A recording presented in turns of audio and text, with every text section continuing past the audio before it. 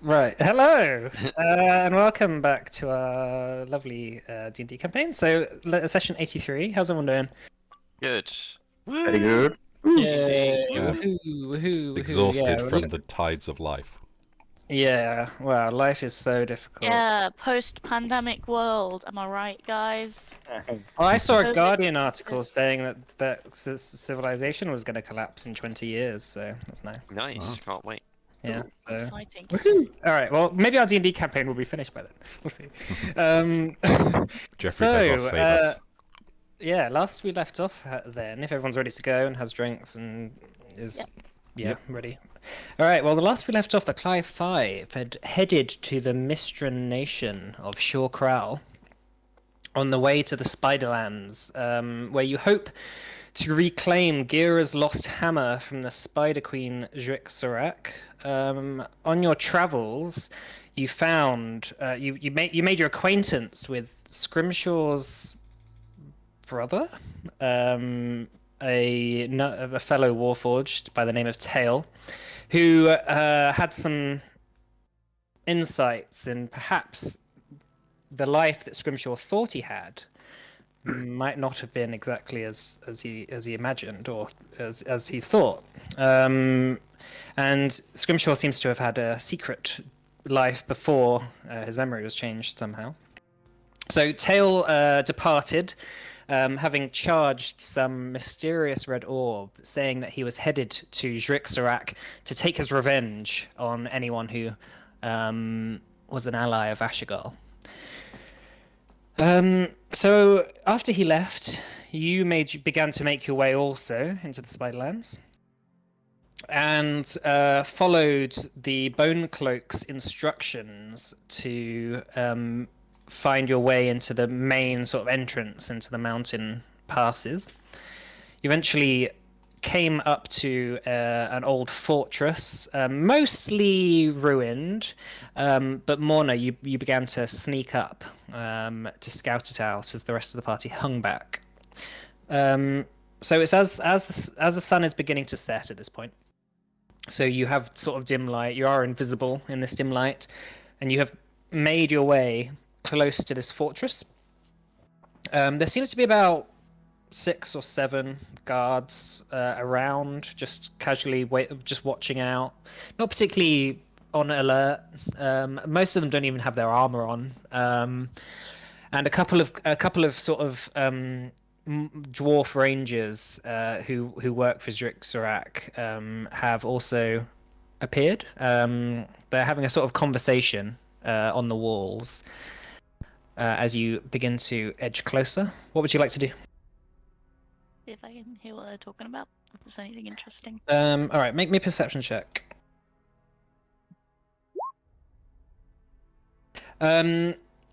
You can make out a couple of things. So you can speak any language, right? Mhm. And you can understand any language. Mhm. Okay. The conversation seems to go along the lines of one of the guards says something like, "Well, did you find anything?" And one of the rangers says, "No." And one who sat down by on the walls goes, "We've ate nothing but stale biscuits for days."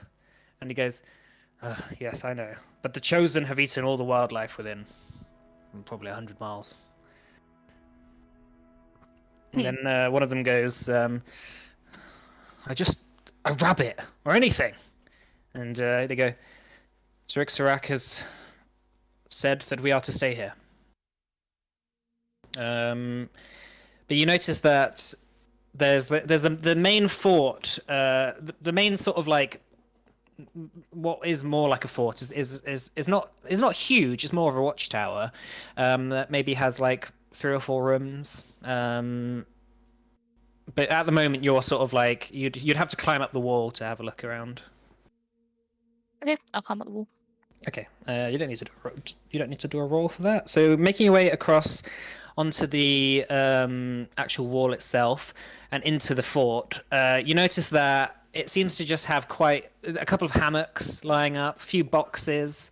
Like peering into one of the boxes, you notice that it has like a few spare changes of clothes.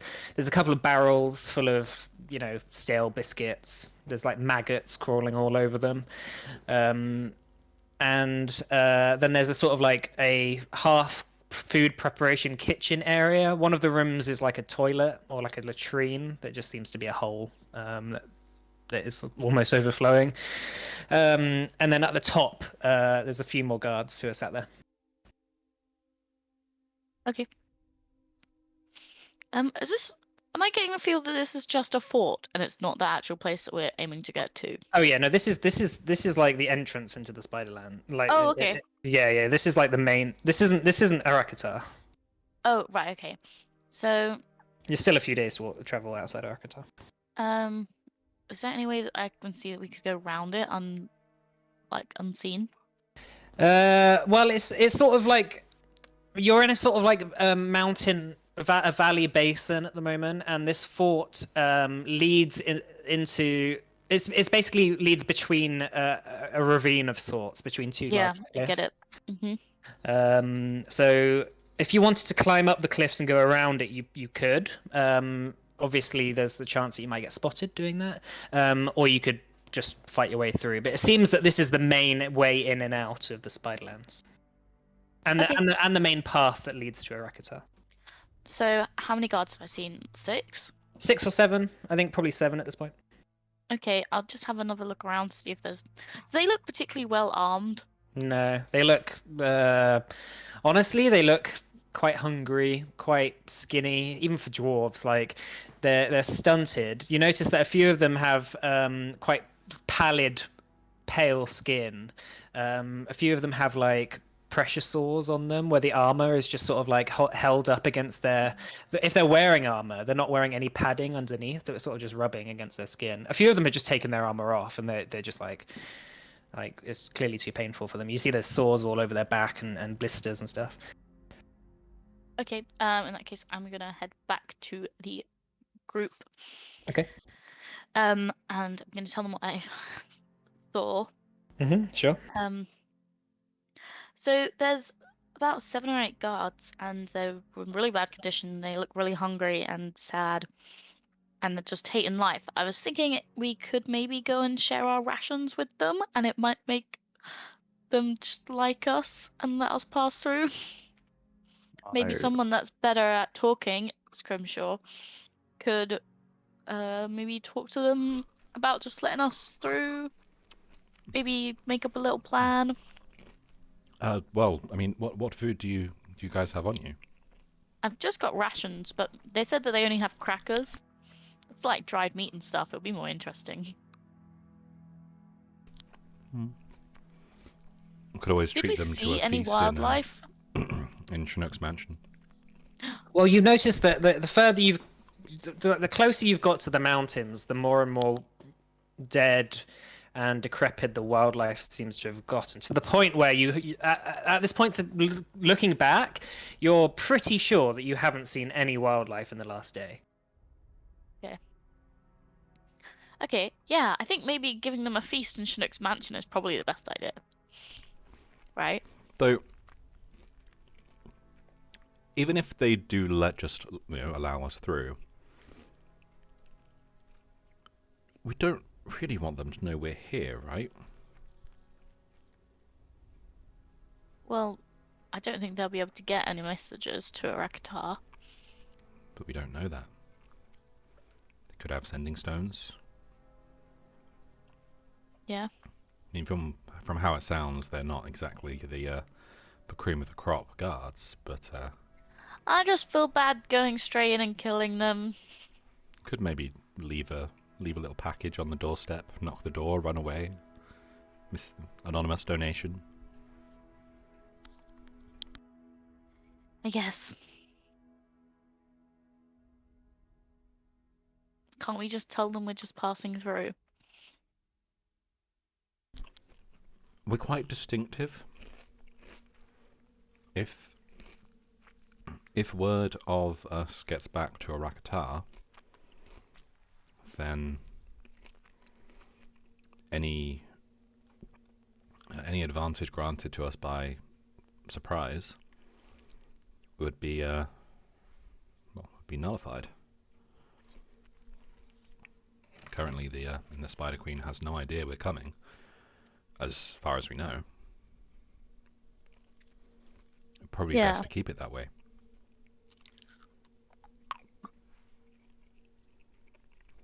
I do feel it is only a matter of time before she is alerted to our presence nonetheless. I agree, the latter we can leave it, no doubt the better. It's a shame such small little creatures will be left out with no food for a little longer.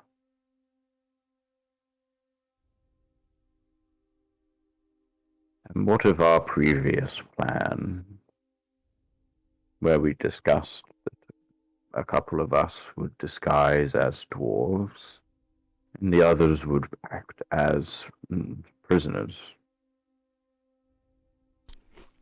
Do you think that that's not a good strategy anymore after going into the Keep Mourner? I think if we did that and then had the dwarves give the other dwarves some food, then they'd be quite happy to let us pass. Hmm.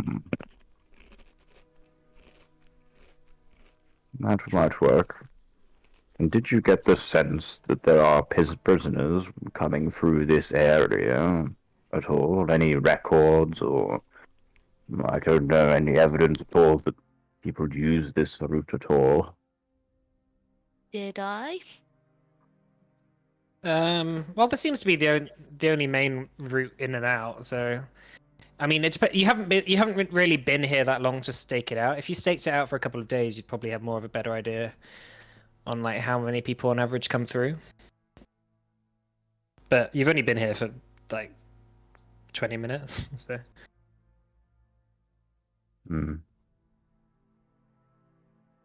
I think it's certainly worth a go. A combination of the two might work to our advantage.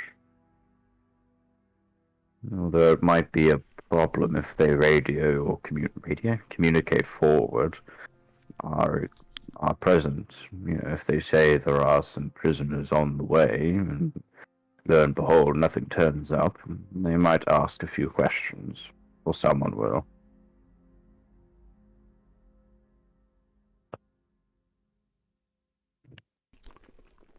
Possibly. Well, is there an easy way around this? How long is this going to delay us if we do just try to avoid their sight altogether? I don't know.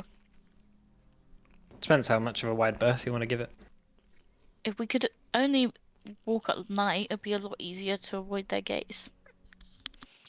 And then we could camp in the day. From your current position, there seems to be maybe at least 10 miles either way of this ravine. Seems to be quite high cliffs. So, and obviously it's quite difficult terrain around that point anyway. So this is like quite an important funneling point for the entrance. But yeah, there's other ways you could go in. Like the Bone Cloak said before, you could go across the mountains.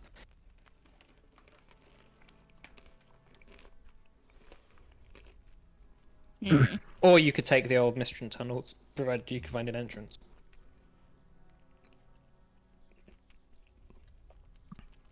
Right. Yeah, we probably should have asked for a map or something. I do fear that if we get through this one tower, there's going to be points after points after point where we once again have to figure a way to, blag our way through. This feels like the most known entry point. The alternatives, we could get lost in the mountains, it could take days or if not weeks. Or, if we go into the mines, well, goodness knows where we could end up.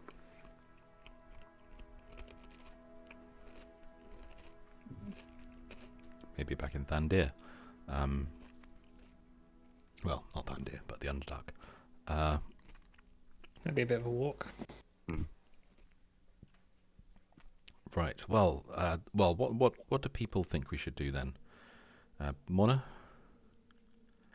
I think we should do the disguise as dwarves thing and walk through, Gira? and then give them some food Hmm. to make them like us.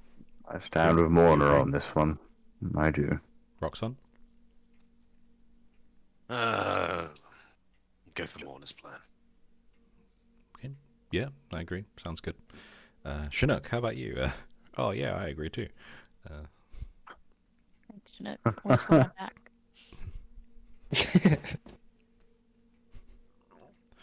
Okay, let's do it then.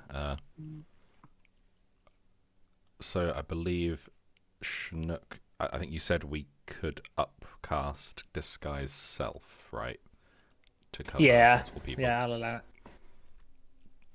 So that would be a 3rd level slot to cover Gira, Scrimshaw, and Chinook. Yep, that's And right. then we'd have Morna and Roxanne as the prisoners. Mm-hmm. Okay, I shall mark that off. Okay. Shall disguise the 3 of us as dwarves, with perhaps similar traits, but obviously not exact clones of the people that Morna would have described from inside. Sure. Sort of like slightly sickly looking dwarves Yeah. in dark sort of armor. Maybe Okay. looking at it a little better because they've found some food that they're now sharing. Mm-hmm. Okay. So Chinook casts the disguise self spell, and you notice that now you are in the proximity of 3 rather dark-looking dwarfs.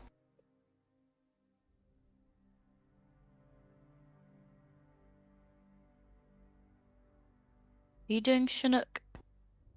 You, yourself, and me? So it's Chinook, Scrimshaw, and Gira. Okay. I'll just be invisible, I guess. Oh yeah, that could work. If you're invisible, then it's just Roxanne as a prisoner. I mean, it'd be quite reasonable that it would take the 3 of us to, pin him down. Oh yeah, that definitely. Even then. Let's just let Scrimshaw do the talking. Fine. Don't say anything. No. I mean, I would be inclined to say that Chinook should do the talking, but for some reason, right now, that seems... What's Shrinik's persuasion? Hold on, just what is it? Plus 15. Okay, I got a Um, +6. And I am plus 10, I'm not bad, but Okay, you're better now. Okay, cool. nothing beats expertise. Actually, nothing beats my -1. You can persuade people out of doing things they already wanted to do for you. Yeah, well. Okay. So you're heading up towards the entrance, sort of the gate of the road, of the checkpoint. Mm-hmm. Okay. So you begin. Are you tying Roxanne up at all, or is he just walking alongside you? Probably should tie me up a little bit. Yeah, that's what I was thinking. Yeah, I think we would have. Yeah, maybe bind your hands behind your back at least. Maybe tie a rope don't around your bind neck, it. lead you by it. Have maybe have a rope around your neck that's like, tight enough that you couldn't just pull it over your head, and then 3 ropes. What about this collar of control for a Knowles? It looks like Yeah. it's slavey. Try and make it so if everything goes south, I can actually, And you should probably take Help. his weapons away. That's true. Where are you gonna put them? Well, we'll only keep hold of them. Fine. Gera, I think you're actually the strongest of us, right? What's yours? 11. 12. Actually, no, mine's 9. Chinook's is 11. Okay, yeah, alright. Don't you worry, old friend. I've got this. Roxanne's stuff is considerably heavy, so you are moving quite slowly. I mean, you Okay. certainly are strong, aren't you? Maybe we should share the load. Oh, no. It's old Dragonborn's got one more good journey in him left. No, really, it's fine. We can share. No. It's a good thing that he fights topless. At least it's just the weapon. It's not any armor. Okay. Alright, so we've tied him up a bit, taken his weapons off him. We've put the collar on him. I think the collar might draw too much attention. We just like throw some dirt on it so it's not as shiny. I think just a rope around the neck with a few ropes off of that to Yeah, that we're holding or lead him something. by. Yeah. Okay. Let's do that then, and then approach the garrison. What has he done wrong? Well, we found him snooping around. Okay.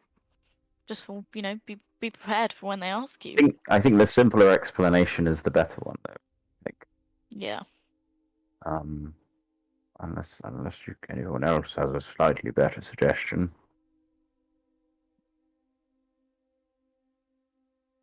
No? It could be that he tried to attack us, although the penalty. We need to try and make it sure that the penalty is not, obliteration.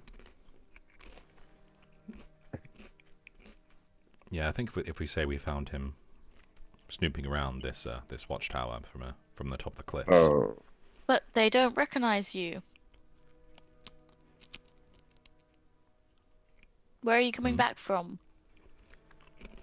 Oh, that's a good point. Where are we coming back from? The room, I suppose. not sure the dwarves have come out this far. What business are we on? Well, to bring the prisoner to Arak. What are our names?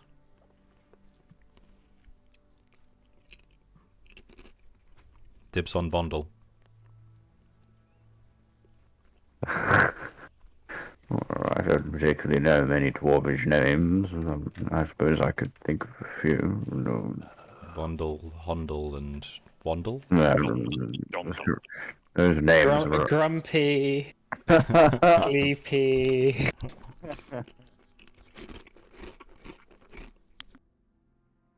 And what should my name be? You got your collar or your headband on? No. No, like figures. What? Hey, I just figured, if they ask my name, if you say Roxanne, they're gonna be like, oh, it's Roxanne from the Clive 5. And then they'll probably recognize you. But they might, put two and two together. How about Brutus? That'll do. Real original, Richard. Shh. What about Porky? I don't know. That doesn't seem really very befitting of a Goliath. Maybe if you're an orc or something. Yeah. That could work quite well if I were an orc. Yeah, can we disguise him into an orc? You have to recast it. Oh, fine. I'll just Is it worth be it? Roxy. Sounds like you're a stripper. With how many X's in Roxy? Who? You're either a member of Motley Crue or a stripper. I mean, both, could work. All right, so have the plans been made? Everything other than where we came from, Cotton Eye Joe. I mean, we could just say Therum, but I don't know if it was. We were out to try and find food. Yeah, but they're gonna know that you're not from there. We could have come down from a different way, maybe. No, you We can't. could have come out. What if we came out the tunnels? Okay. I don't know if they use the tunnels, but we could say that.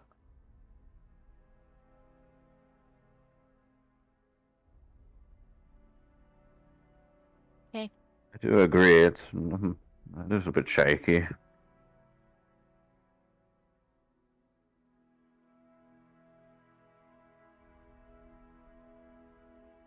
Well, I suppose we could. Worst case, we could always. I hate to say this, put them down. Morna, I suggest you stand in a position where, if one of them tries to run inside the keep or something like that, you can swiftly apprehend them. Okay. Of course. I'll go ahead and wait for you there. Very well. Is everybody ready? Yeah. I sure am, Wandle. Alright, so you begin to walk up to the entrance, dragging behind Roxon's stuff to split between a couple of you. As you get up to the gate, one of the dwarves peeks over and says something in a language that none of you understand. Oh, fucking hell. Oh, no. Hoisted by our own How did curve. how do we not account for this? Mike, you were loving that. I was just waiting to see how long it would take you to realise. The dwarf says something again, and it's like peering over, and it's Can like I starting to get whisper angry. into Scrimshaw's ear what he said? Please. So at least he knows. Even if he can't reply. Yeah, it's like, what is your business? I'm just gonna, like, side of my mouth, just like, I'm gonna mime, I'm just gonna mime whatever you're saying. Oh my And god. then start making mouth flaps for Morna to fill in. I'll Oh say my that. God. I'll say that. I mean, Morna's not. I don't know. Morna's gonna give her position away if she's like. Morna, make a persuasion. If you're gonna do this, make a persuasion, a performance. Sorry. No, yeah, make Performance from do- Scrimshaw. Can I not do deception instead? No, it's both of you need to make a performance check. God. Well, this is horrible. Okay, it's not the end of the world. That's not bad. And Morna, make a stealth check with disadvantage. Okay. Oh no. 16. Okay. Although I would have cast Pass Without Trace, but I don't know if that's still okay. I mean, you cast Right. Pass Without a Trace when you were making your way up to the thing earlier, and then snooped around and then walked back. Okay, I'll allow it. Cool. Are we quite far away as well? So, I 26 mean, then. wouldn't it be quite hard for them to... I mean, no, you're right by the gate. Yeah, I know, but like, aren't they looking down quite far away, or is it quite close? I mean, it's not like a very high Okay, gate. okay. The guy. What you saying, Mona? We've got a prisoner that we found snooping around. We're bringing him to Arak. We just need to pass through. The guy sort of like looks down at you all and like begins whispering to someone My next to best man voice. him. The gate slowly starts to open. Okay. Or just nod and begin to go through. As you begin to go through, the person who was up on the top of the gate sort of meets you. This one seems to be the leader of the group. He's wearing a full sort of like the full armor, and he actually has some padding underneath. he walks up to you, you Scrimshaw, and sort of like looks you up and down and says something in Dwarven. What does he say? He says, you notice he says, "Where did you find this one?" I'm gonna turn around to face Roxon and begin like gesticulating with my arms towards him Okay. so that he We can't found see them my s- lips. Yeah. Now this is a straight up deception check. So Okay. with disadvantage, Scrimshaw. Oh, okay. Would it not still be performance for Scrimshaw? Is deception? They're the same mod, to be fair. Yeah, I'd say it's both deception from both of you with disadvantage because he's like right up and close now. Oh Like, no. Actually, have. Let's see.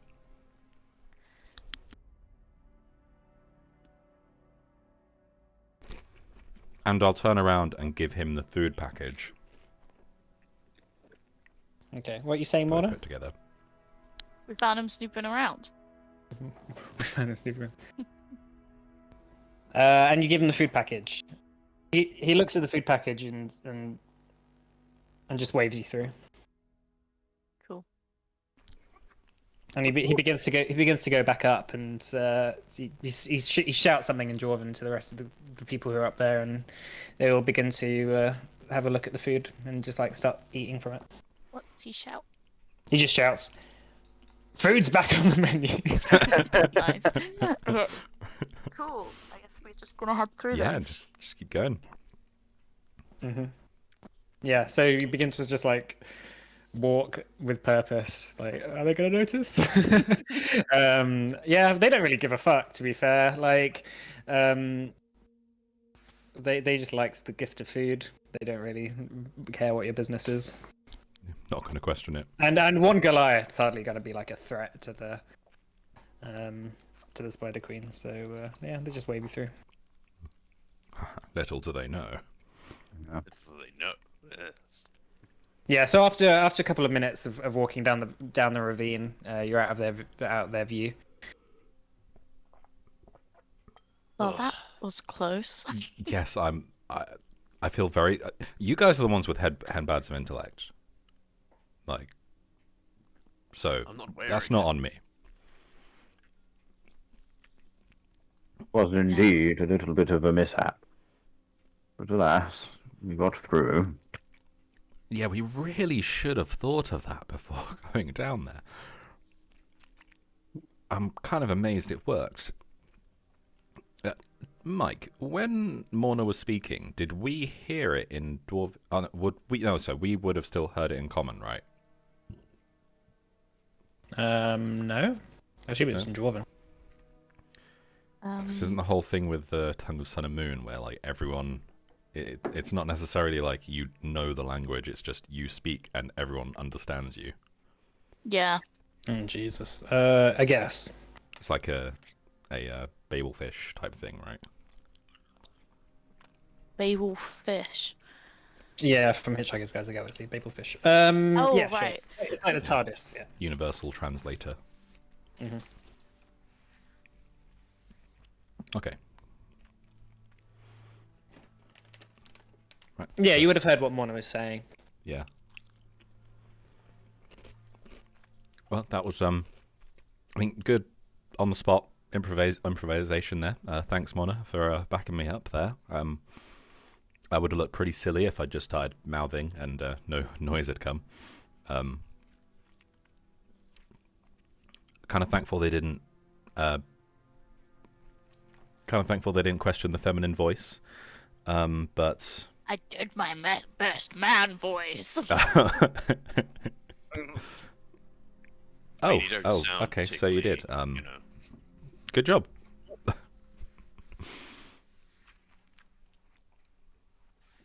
Well, if there are any more, may I suggest that Morna takes the lead?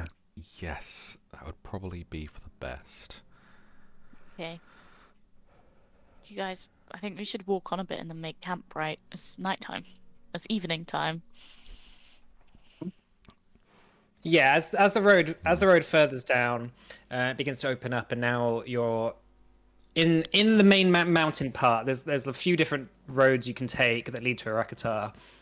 There isn't one main road that everyone is going to pass you through, so you can like find a cave or find somewhere off the road to rest up at. Cool. Yeah, we'll wander down and see if we can find a cave. Mm-hmm. Okay. Make a survival check for me.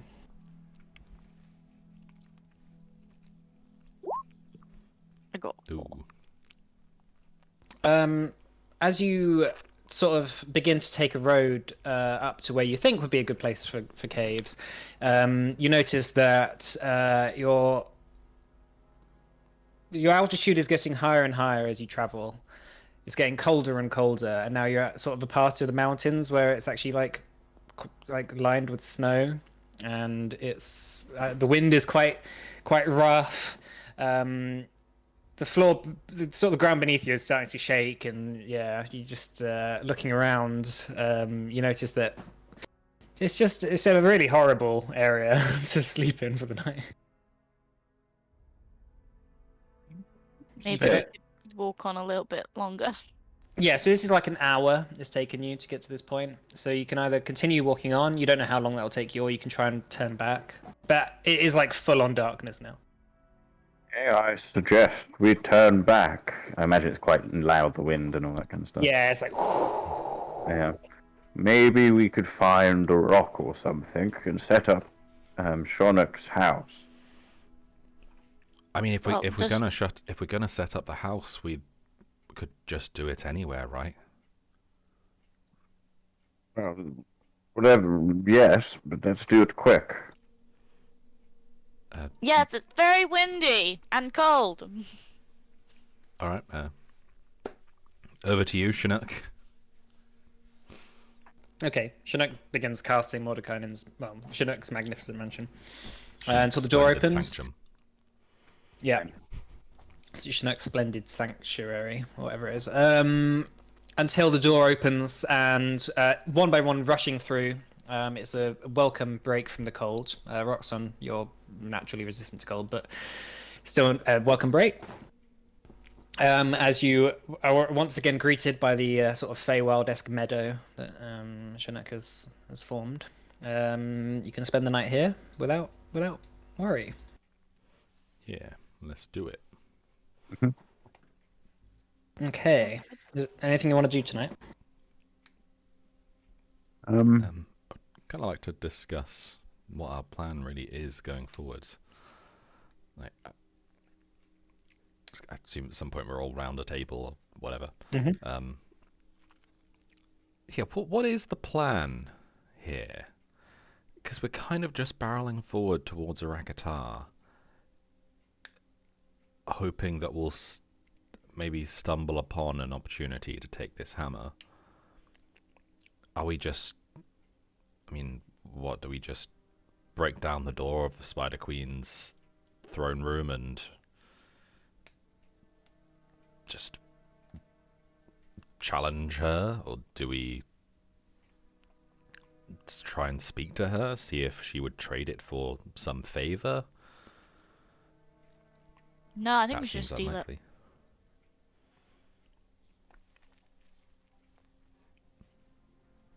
Steal it? Like as in... A heist?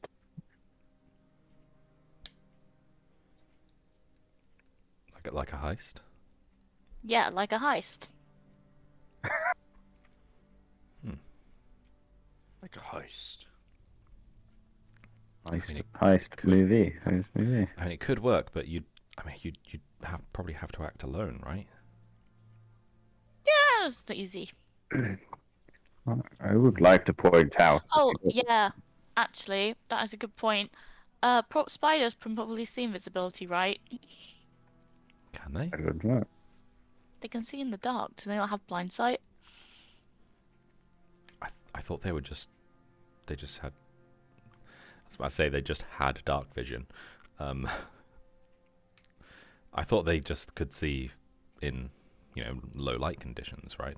Like, I mean, no creature aside from those with magical abilities, can truly see in the dark. Okay, but she might have magical abilities. I can still hide from her. No, you should see it as a test of your indomitable skills. Okay, and what's the back-out plan for if that doesn't work?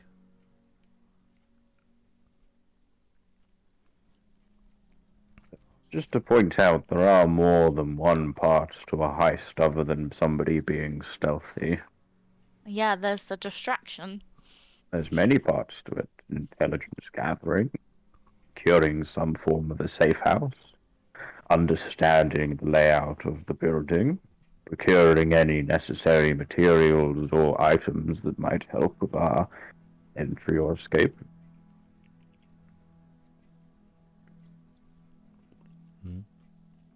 Certainly many things we could be doing. I mean, I suppose if we figure out where it is, maybe where she keeps it, what the layout of the area is first, then we might be able to better formulate what to actually do. Indeed. Reconnaissance is a very important part of success. Obviously, Morna will be our star player, but every team member will be necessary.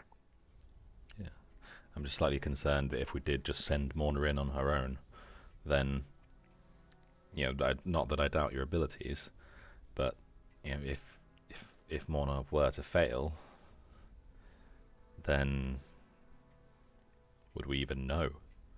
How long would it take for us to find out? Agreed. We should probably get sending stones for each other. Would probably be good. Oh. Well.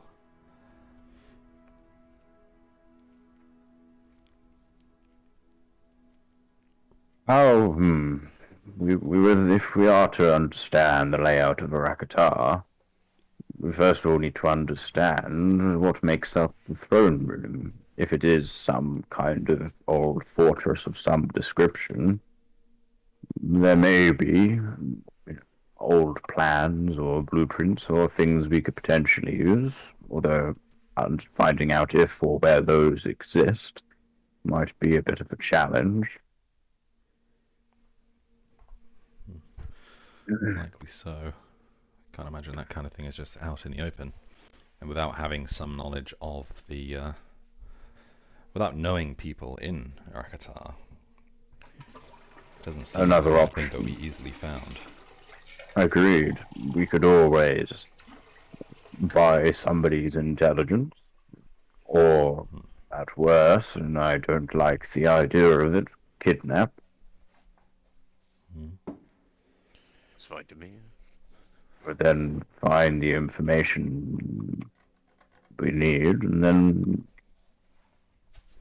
by Titus, hopefully something, and not by the storm. He isn't Titus.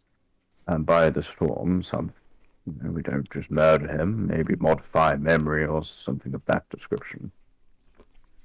Or Your favorite? Certainly not my favorite. If it was, I would be using it all the time.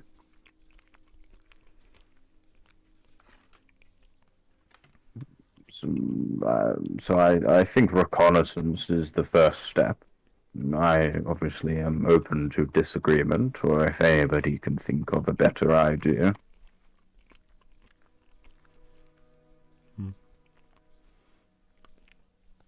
I don't disagree. I will take silence as assent. So once we get slightly nearer, we'll establish some form of base camp, and then figure out where we might find someone or something useful for intelligence gathering. At least that's just my plan, or idea. Yeah, I like that idea.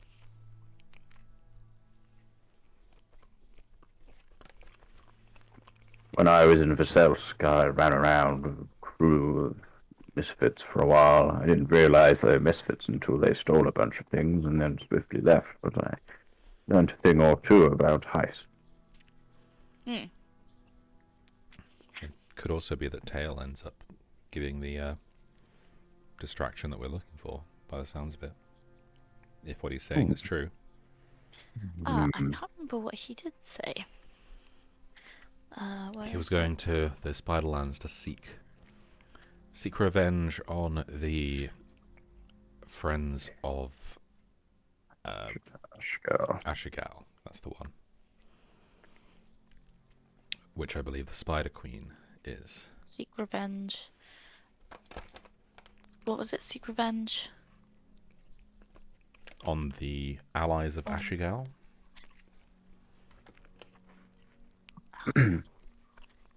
Okay. I believe referring to the Spider Queen herself. That was my take as well. So if his intent is to take that thing that he created and sick it on the side of the Spider Queen, the chaos may give a good chance for us to swoop in and take the hammer.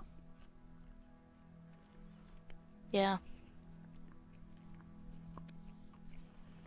I wonder even if...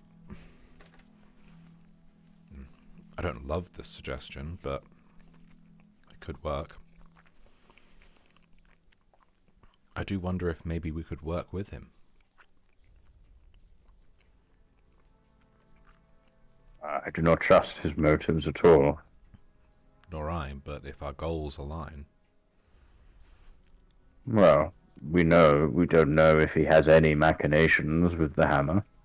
If he wants it for himself, well, we might find ourselves in a bit of a pickle.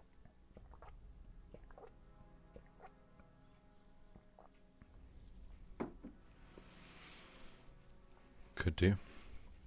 Would be a risk we take. You seem eager to align yourself to Tail. Perhaps some residue connection from a bygone era, maybe. I don't know. Just, when you read about someone, and you basically read that they're, essentially evil incarnate, just all negative traits of a person, and then, you actually meet them, and I mean, he definitely didn't. No, definitely wouldn't say he seemed like a great guy.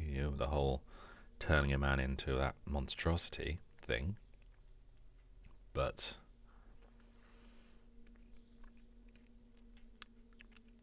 I didn't get vibes of some supervillain looking to just rain terror upon the world or anything like that. I sensed a lot of hurt and anger. A lot of sadness. These are certainly emotions, not unconquerable.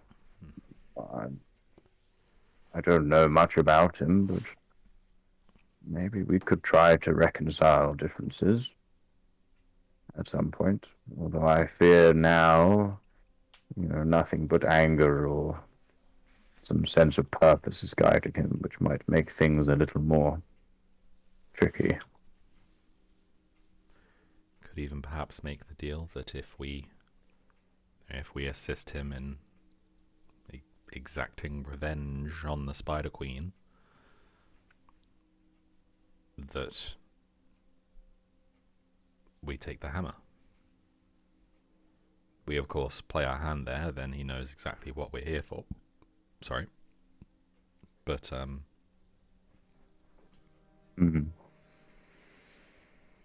I suppose that only really matters if he is indeed looking for that hammer. If not, and it's inconsequential to him, then it might not matter.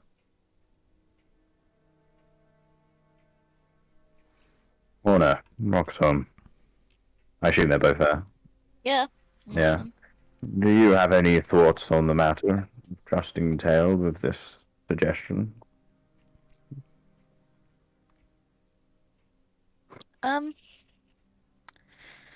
I don't know. I think it could work. So we're gonna wait for a distraction, or Well, am I gonna scout it out and see if there's any distraction happening? I mean, I imagine as much information as we can get would be valuable, so I wouldn't be against saying both. Okay. But if the opportunity presents itself where we can align with Tail, and so that we come to some mutual understanding where we help him get his revenge and he cedes us the hammer, you know, that might be a favorable opportunity. You know, Yeah. can we trust him? I don't know. Oh, we definitely can't trust him. We can't trust him to always act in our interests or to sacrifice anything of himself for us, but perhaps we could trust him to act in his own interests, and if those interests align with ours, then perhaps we can trust for him to act in our interest. What does your gut tell you? Obviously, you know him, have known him for a very long time, and I know we can't access those memories. But what about your gut? What does that say? It's all over the place. I think part of me doesn't want him to be just plain evil. Part of me wants him to be someone we can work with and trusted. But you've But- Oh, already... yeah, he doesn't seem evil, does he? He only turned an innocent man into Yeah, a... see, yes. I, my Yeah. my hopes are more that his morality lines more similarly to Aaron's, or at least the Aaron that I remember.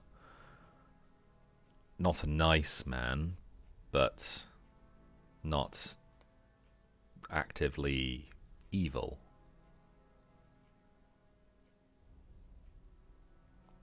Hmm. You know, willing to do bad things to further what he may see as good causes.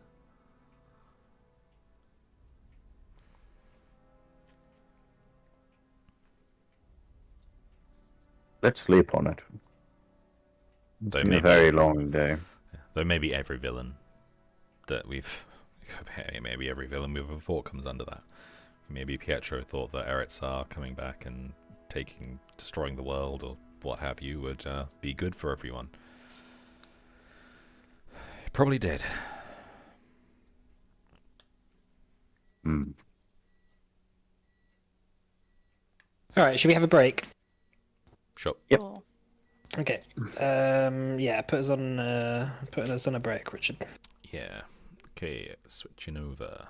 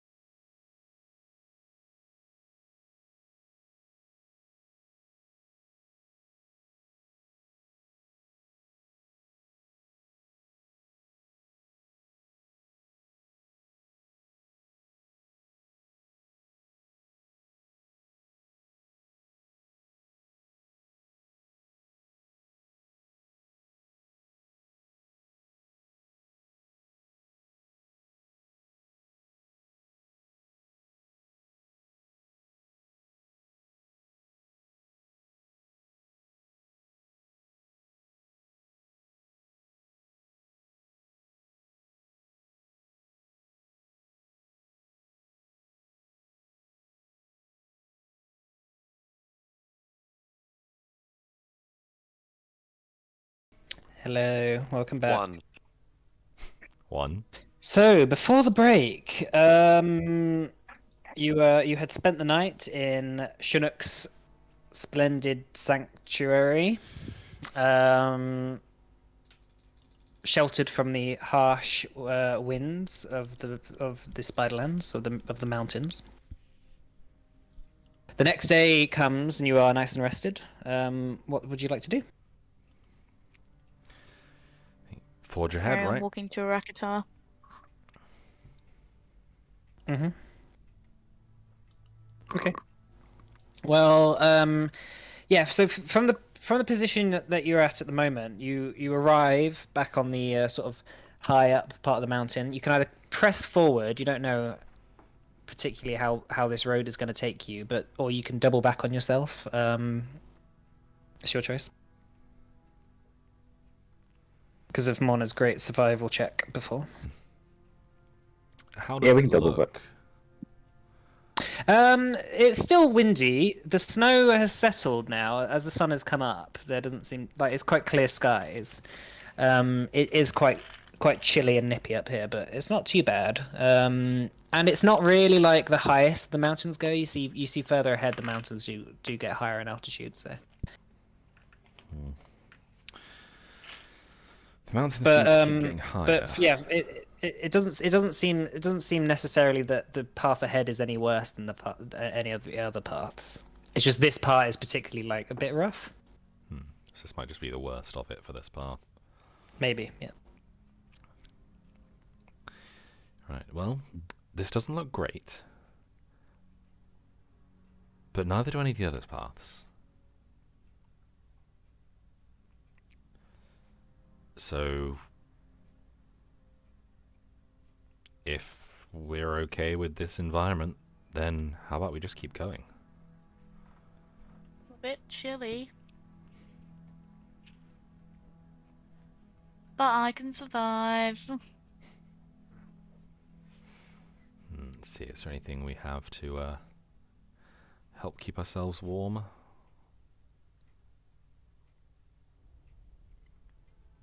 Remember, it's starting to come into winter, but not for a little while yet. So it's not absolutely freezing, and it's not really below zero at the moment. During the night, it does drop below zero. Right, so it's only really dangerous at night time. Yeah. What does the Amulet of Striking Frost do? Because I have that. That's the one that has it's like Armor of Agathis for the first hit. I think plus it gives you cold resist, I've right? forgotten about this. Yeah, and it gives you cold resistance. And then the first time you Okay. hit in a day, it just automatically goes off, I believe, right? Mm-hmm. Yeah.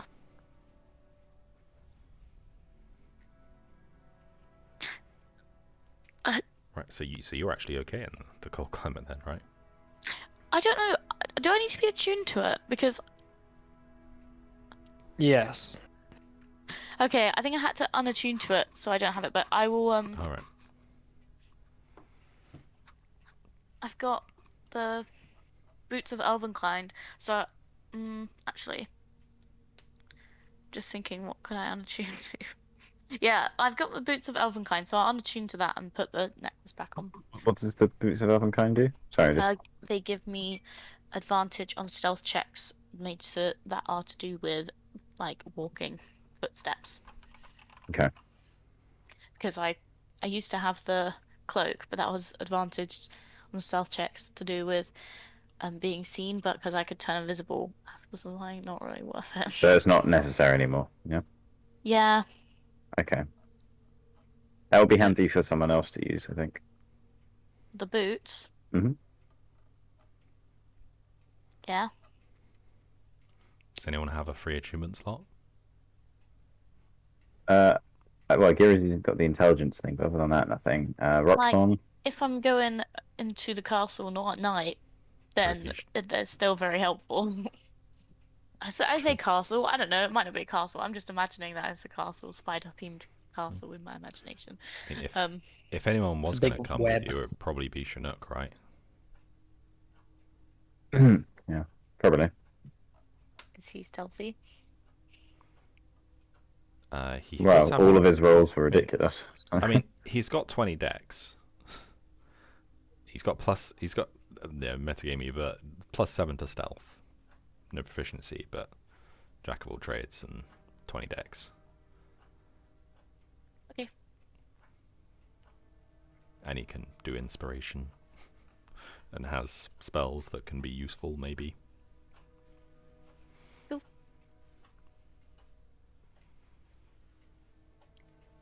Can also teleport you out if shit gets bad. Actually, that would be a good coupling, actually, for the heist.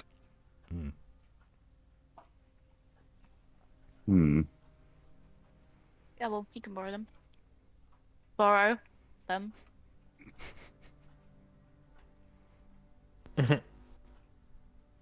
Yikes. All right. Well, make a note of that and just remind Zach of it. So you're carrying on down the path, are you? Mhm. Okay. Yeah. So the path continues on for a couple of hours. Some rather narrow, high up altitude parts. What sort of marching order is everyone going in? I'll go first. I'll go at the back. I'll go first. Scrimshaw at the back. I'll then- go in the middle. Okay. So Morna, Chinook, Roxon, Gira, Scrimshaw. Yep. Sounds good. That's good. Okay, so eventually the path begins to level out, and you find yourself on a rather flat bit of land, sort of in between two large mountains. And you notice there is a sort of dead forest that's sort of in between. A few trees sort of like have naturally fallen over from the wind. There doesn't seem to be any really evidence of life around here. There's occasional like large. You notice as you're traveling through it, there's like occasional large mounds of earth that seem to have like the trees have like been uprooted, and they're almost like large molehills of some regard. As you're sort of beginning to walk through this part of the earth, this part of the forest. You want to make a perception check for me as you're leading up the front. Okay. 27. So the forest around you, it's not very thick in terms of vegetation. Like there's only a few trees every like 20 or 30 feet. Once this might have been a lush, vibrant forest, but the evidence of the Spider Queen travels far, and the ground is sort of like almost like a sickly dust. The soil has no real minerals in it. Most of the trees themselves are very brittle, and you're sort of like walking over the snaps of twigs, long dead animals that have starved out in the wilderness. And as you begin to travel further, you begin to feel under your feet sort of like a slight rumbling beneath you. Does anybody else feel that? It's like an earthquake. But really small. Do I? You now suddenly all of you begin to feel the earth shaking slightly harder, and the leaves around you, the sort of like dead leaves, are beginning to like vibrate, and you notice even the like the twigs on the ground are starting to shake, and the dust is starting to oscillate into sort of almost like geometrical patterns around you as the ground is vibrating. I think we should get off the path and hide. In case there's something coming. Is this a volcano? But yeah, I mean yes, of course. May pass me the carpet. As you say that, this large explosion to the right of you, say you're traveling in a line, this huge explosion of mound and dirt explodes to the right of you, showering you in dust. As you sort of like clear your eyes to look up, you see this 30-foot high purple worm screech in the air and just like lower its mangled mouth down towards you. It's covered in these brittle spikes. As you sort of turn to face it, behind you another explosion, and then further on another explosion. This is what you see. Oh god. Oh goodness. Oh my. Yes, roll initiative. Dun, dun, dun, That's dun, dun, 3 dun, purple dun, worms. Oh, 10. Take it. dum, bum, bum, bum. Yeah, this bum, is kind of bum, what you bum. get for rolling a 1 on your survival check. It takes you down this road. I'm feeling very initiatived.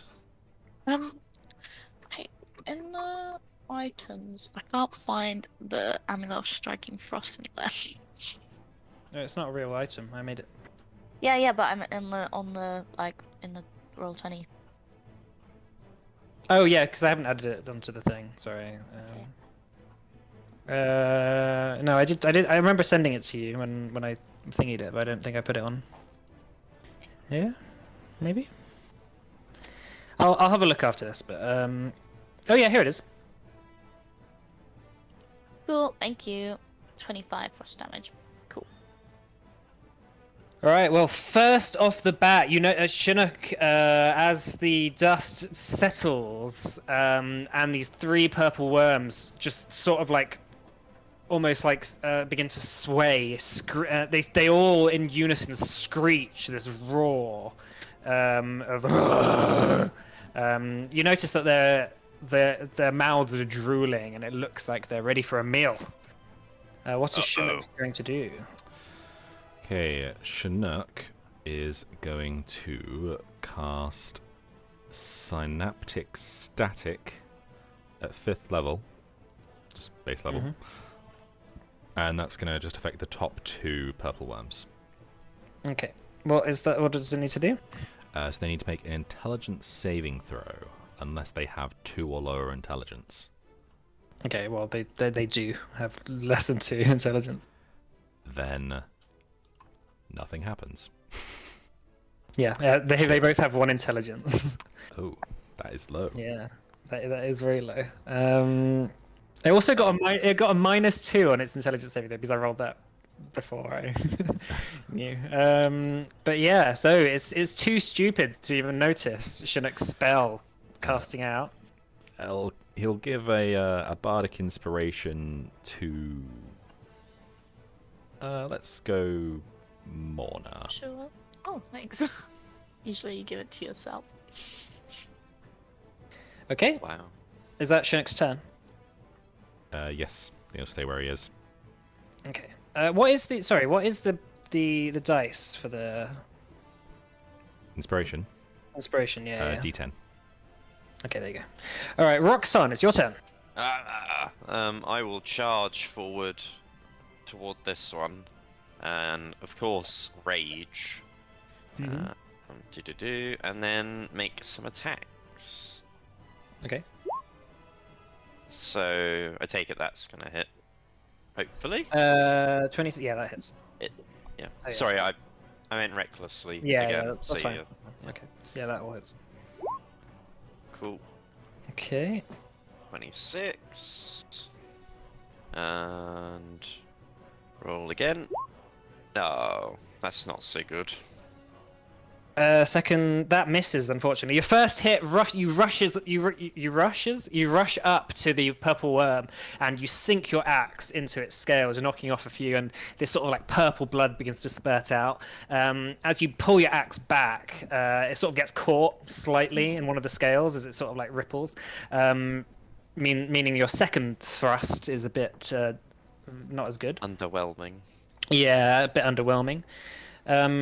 But it immediately turns and looks at you. This is going to take a bite at you. Okay. That is going to be 17. That misses. Okay, so the bite chomps down at you. You dodge out the way, and then it swings around as a barb from its tail swings towards you.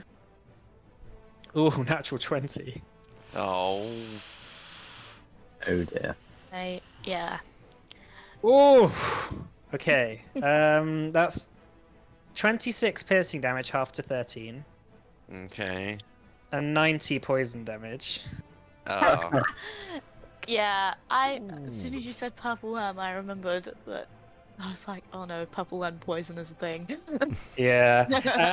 As its tail swings around and hits you, it just catches you and just completely impales you on the back of its tail. Yeah. Immediately, you just feel the poisons just. Oh yeah, sorry. You need to make a Constitution saving throw for me, by the way. owie. Okay. You might be able to resist some of the poison damage. Okay, so you only take half of that, so that's 45 poison damage. Okay. Oh. I I'll add 45. Yeah. It's a bit better. Okay, that is better. Suddenly, I feel much better. All right. This purple worm is going to rush up to Morna and Chinook, and then this one's going to be Gira and Scrimshaw. Morna, it's going to try and bite you. 16. That is rolling really bad. All right, 16 on Morna. Does that misses, I assume? Mhm. All right, and the tail on Chinook, 31 to hit. That's going to hit. So Chinook takes 26 piercing plus 40 poison. He needs to make a Constitution saving throw.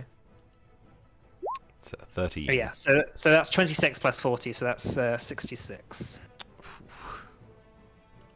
Didn't you say 18? Sorry, it just confused me. I thought Richard said 18, then it said 13. I don't think he did. Did I say 18? I don't know. I might don't know. misheard you. Doesn't matter. Yeah, the roll was 13. So. yeah, I know. Okay, so Chinook has been hit by the tail, and then this one is going. One of them is going to bite into Gira. 27. Yep. That's 15 piercing damage. Hmm. And can you make a dexterity saving throw, please? Oh boy. Okay, you have been swallowed. The worm bites down on you, and you find yourself in the guts of the worm. You get swallowed, and you begin to notice that inside the belly of this creature, as it sort of like is pulsating from the middle, are like the bones of dead animals. There's a few like sort of like dwarfs and their armor that's like in here as well. Okay, so you're inside. You've been swallowed. And then this is going to swing out with its tail for Scrimshaw. Okay. That's a 16. That misses. Yep.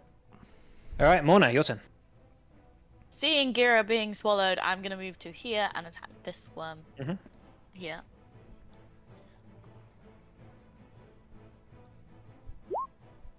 Can it make a con save? Sure.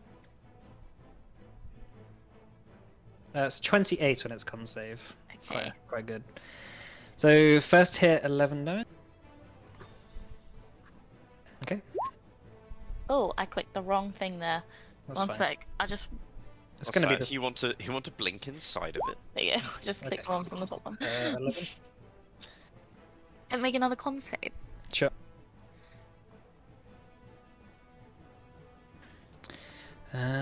Con save 23. Okay. I'm gonna attack again. And That hits. The last one misses. So roll the damage.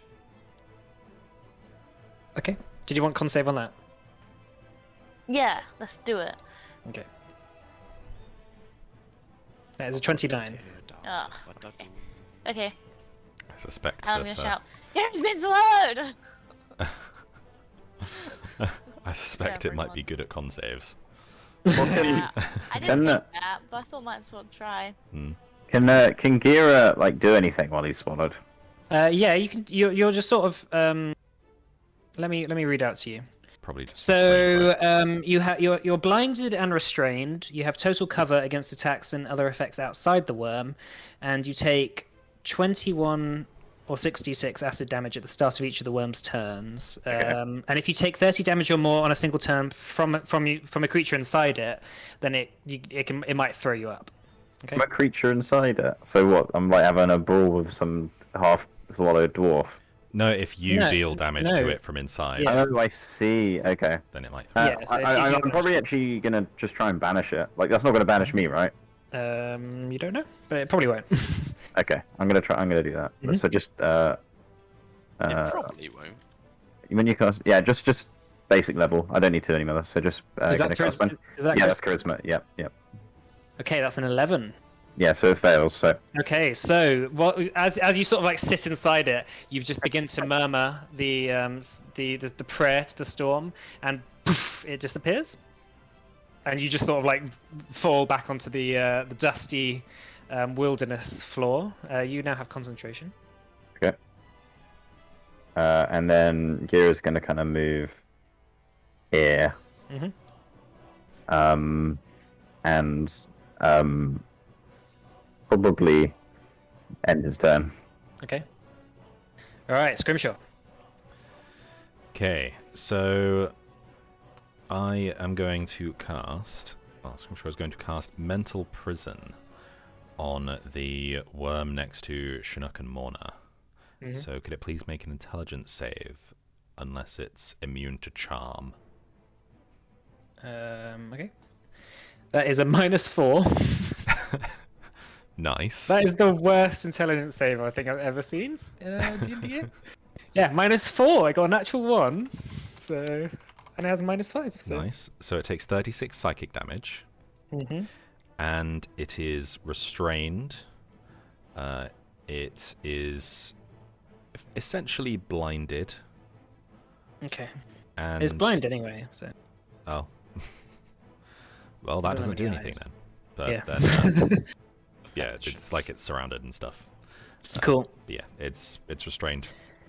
All right, so yeah, beginning to cast the spell, you notice that it just suddenly starts shaking and it just screeches out in pain as it just begins to thrash itself into the ground slightly. It starts doing damage to itself. Right, is that your turn? I will also. I'll move up to it. Actually, no, I'll move up to the other one. Okay. All right, Chinook's turn. Oh, shit, that's me too. Oh, that's me as well. Okay, I'm not going to Synaptic Static this time because that was a bad move. Instead, he is going to just. You know what? He's just going to throw a fireball at the top so it hits both of them. Right, okay. Dexterity saving throw. Gonna set the forest on fire. Very Well, that's a possibly. possibility. Right, so the one on the left's got a natural 20. The one on the right fails. Cool. So that's 31 fire damage. Or halved for the success. Okay, so 31. And then 15. If something can see, if something has like tremor sense or blind sight or whatever, then Yeah. it can still make opportunity attacks, right? Even though it like Yeah. yeah. All right. So, and then you begin to notice that the dry leaves begin to smolder. They're not super dry because there was obviously some snow and stuff. But they are beginning to smolder. They are rather dead, Okay. and small fires sort of begin to break out. Just gonna step there, so it's still within the range, but like a Mhm. little behind Warner. And Sure. throw an inspiration over to Roxon. Okay. That's a D10. All right, Roxanne, you're up. Same again, really. So Great Master Reckless attack on the one in front of me. Okay, that hits. Yay! 19. Oh. And again. Mhm. 15. Ooh, that misses. No. Oh. You've got Again, your inspiration. first hitting. You do have inspiration. I did that, yeah. It's a D10, isn't it? Yep. Mhm. So it's 20. 20 hits. Hey. There you go. Okay, so that's 21. All right, yeah. So Chinook's inspiration helping you out, sort of at the last moment, realizing I can do this, and your axe does connect with the creature, who screeches out in pain once again. As you notice that the fire sort of is beginning to smolder and flare up, now a big smokestack is beginning to shoot into the sky. The purple worm is going to target you once more, Roxon. That's fine. It's going to try and bite you. Okie dokie. 18? That hits, annoyingly. Okay. So that's 23 piercing damage, halved to 11. And can you make a dexterity saving throw for me, please? Yes. Oh. Ooh, so you have been swallowed. Yeah, it is a swallower. It's not a spitter. And it's going to tail sting at Scrimshaw. Okay. 22, that misses. Yeah. Way off. All right. All right. So the purple worm is going to try and bite Chinook. 25 to hit. That'll do it. Can you do that when it's restrained? Yeah. Oh. It'll be This is at restrained, it'll be like, at disadvantage. Disadvantage 21. Oh well, that's the same. Doesn't have Okay, shield, so that's does he? 21 No. piercing damage on Chinook. Okay. And And dexterity saving throw, please. 17. Yeah, he's swallowed. Oh no. Oh shit. All right, so both Roxon and Chinook getting Oh. swallowed. The purple worm also takes another 10d10 psychic damage from the mental prison because it made an attack through it. Okay. Yeah, it's not intelligent enough to know that it's like Yeah, so it takes 55. causing itself. Yeah, it takes 55 That's fair. psychic damage and the Cool. spell ends. And the spell ends. Okay. Yeah. So he's no longer restrained. Yep. Okay. Right. And it's going to try and tail sting Morna in that case. I'm immune to poison, so That is a 33 to hit. that hits. Okay, that's 25 piercing and 42 poison. Don't take poison because I'm immune to poison. Okay. So that's just 25 piercing. Cool.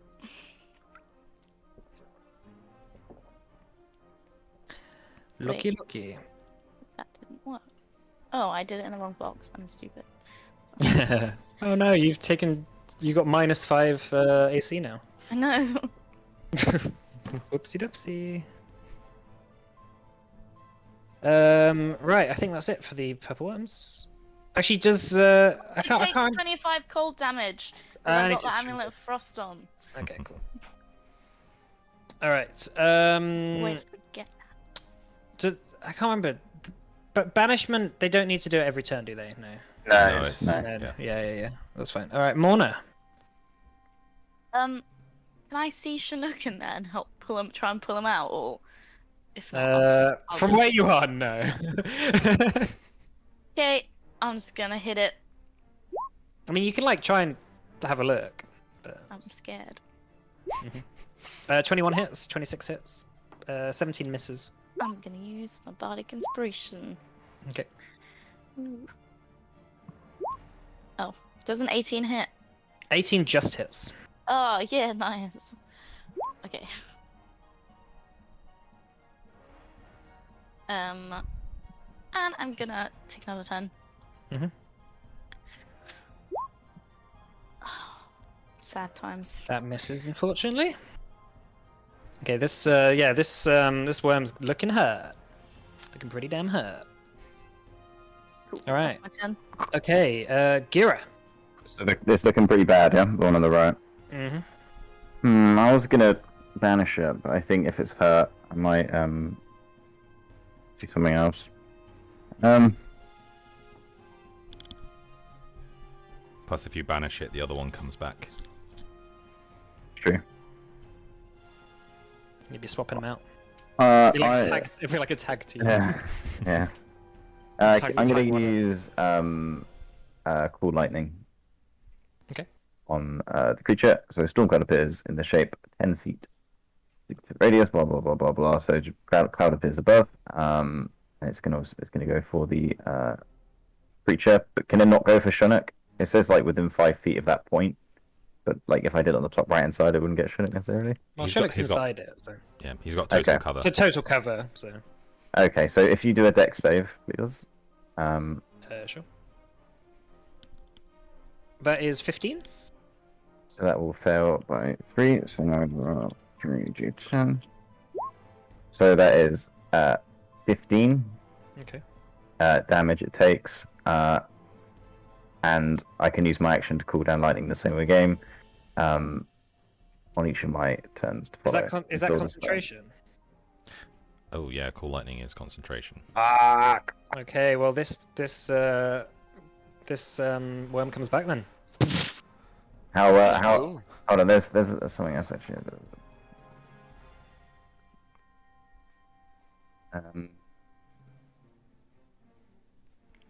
Yeah, you can do the lightning bolt as an action on subsequent turns. Yeah, no, it's not that.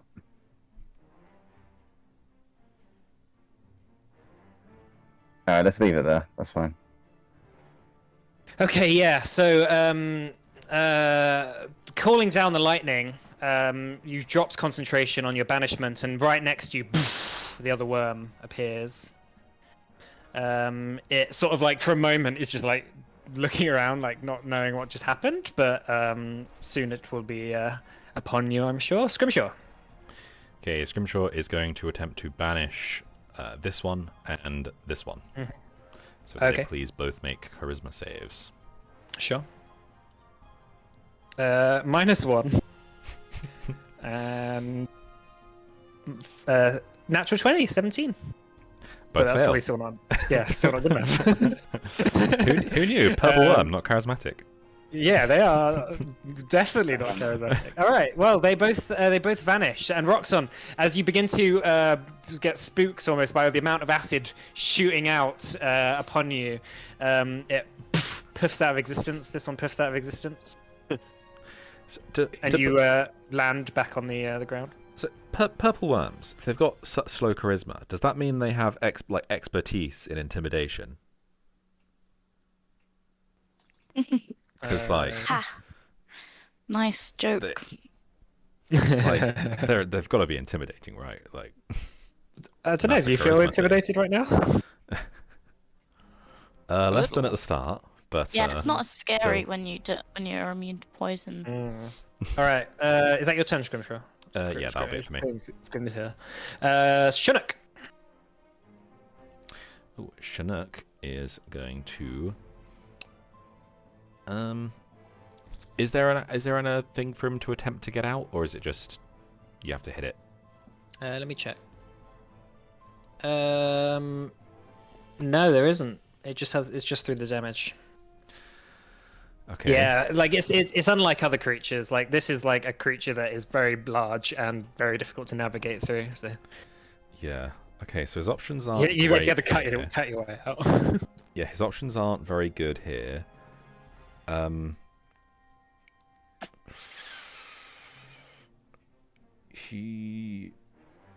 I guess he can he.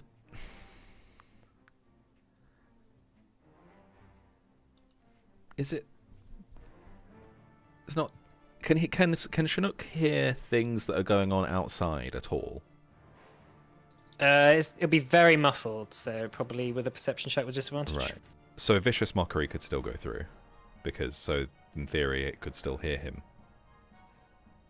I mean, it has blind sight, so it's probably got a good hearing. Or tremor sense will feel it. Right. Okay. I'll allow it. Vicious mockery. Then he doesn't really have much else better.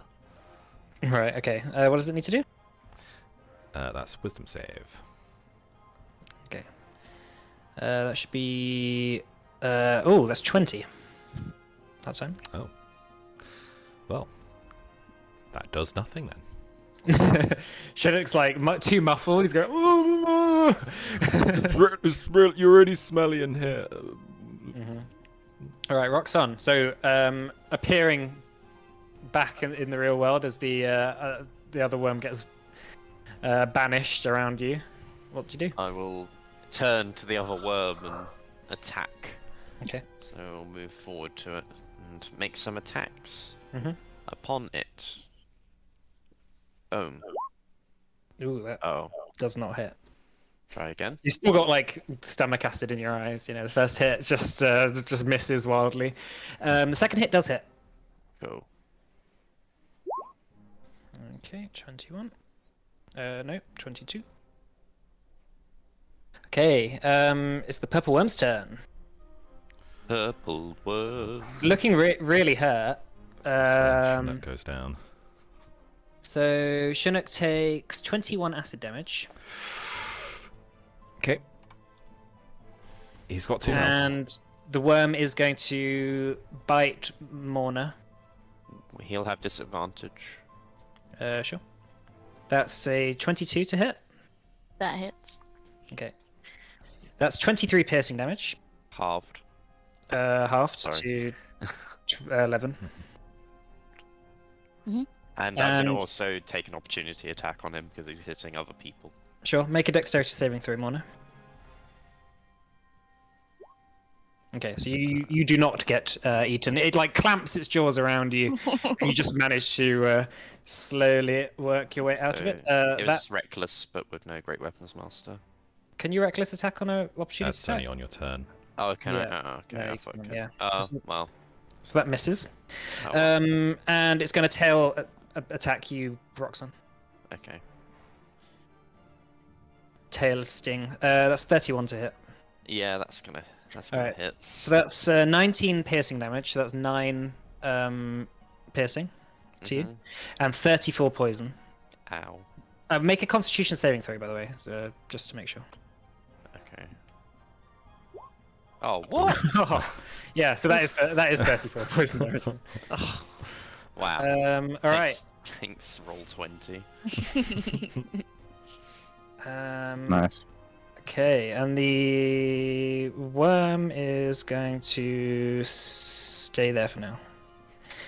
No, it's going to burrow. It's hurt.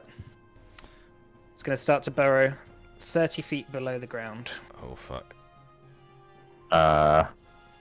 So Is that I 10 guess- opportunity attacks?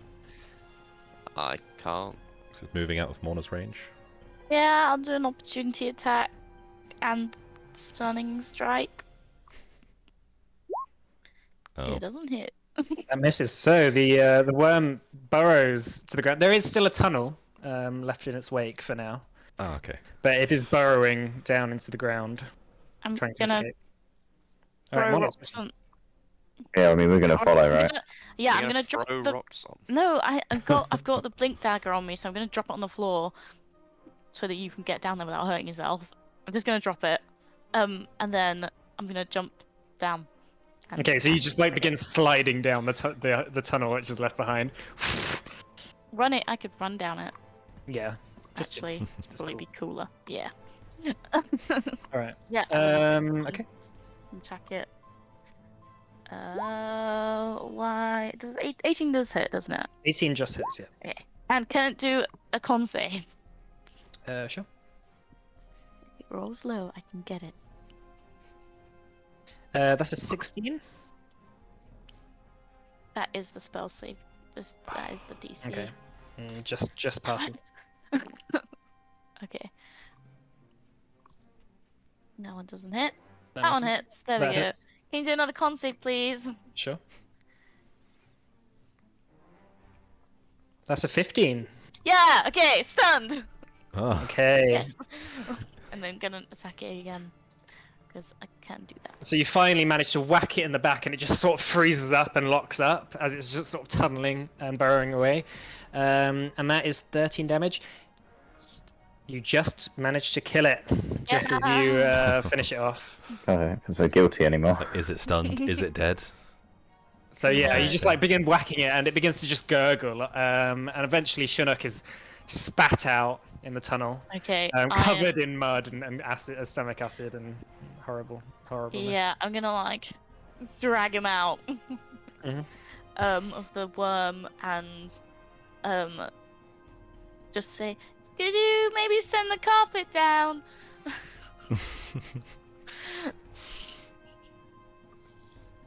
And then hopefully get him on the carpet and fly him back up. Okay. And then I'll just run up the wall and pick up the dagger. That Roxanne didn't need to use in the end. But you can actually have that.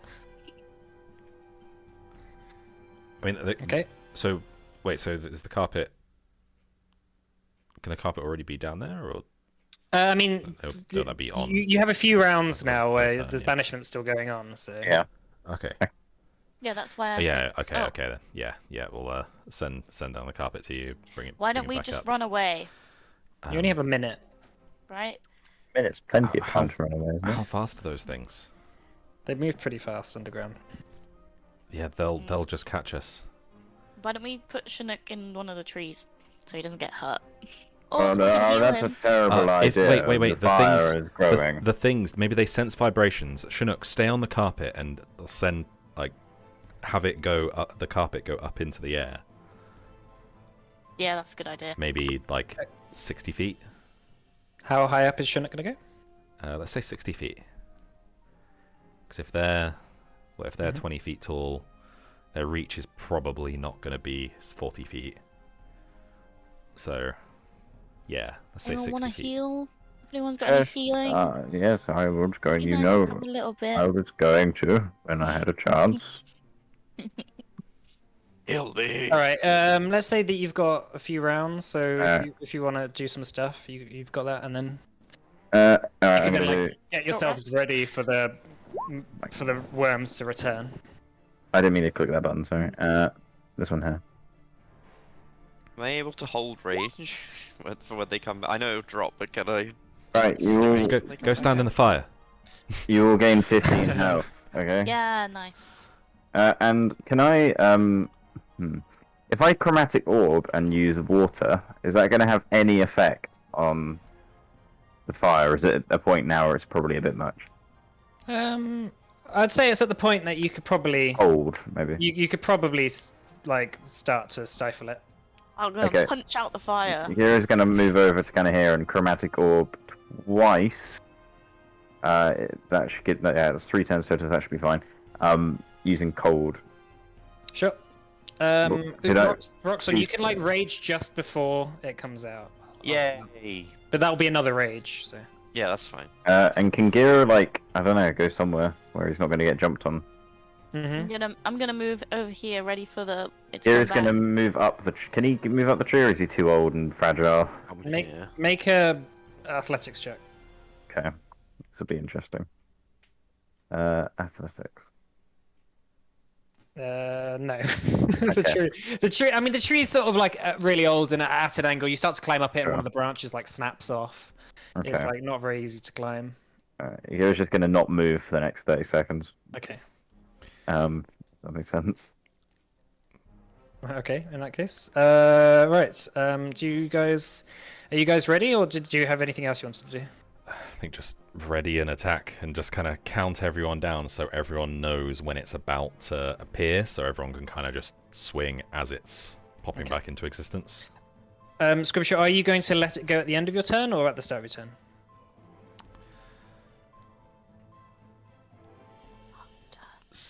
Start. Okay. But Right. Yeah, They so reappear. oh shit, is that where it was? That's where they were. For goodness sake. Gira and Morna get shunted. So Gira, you get shunted there, and Morna, you get shunted here. Whatever.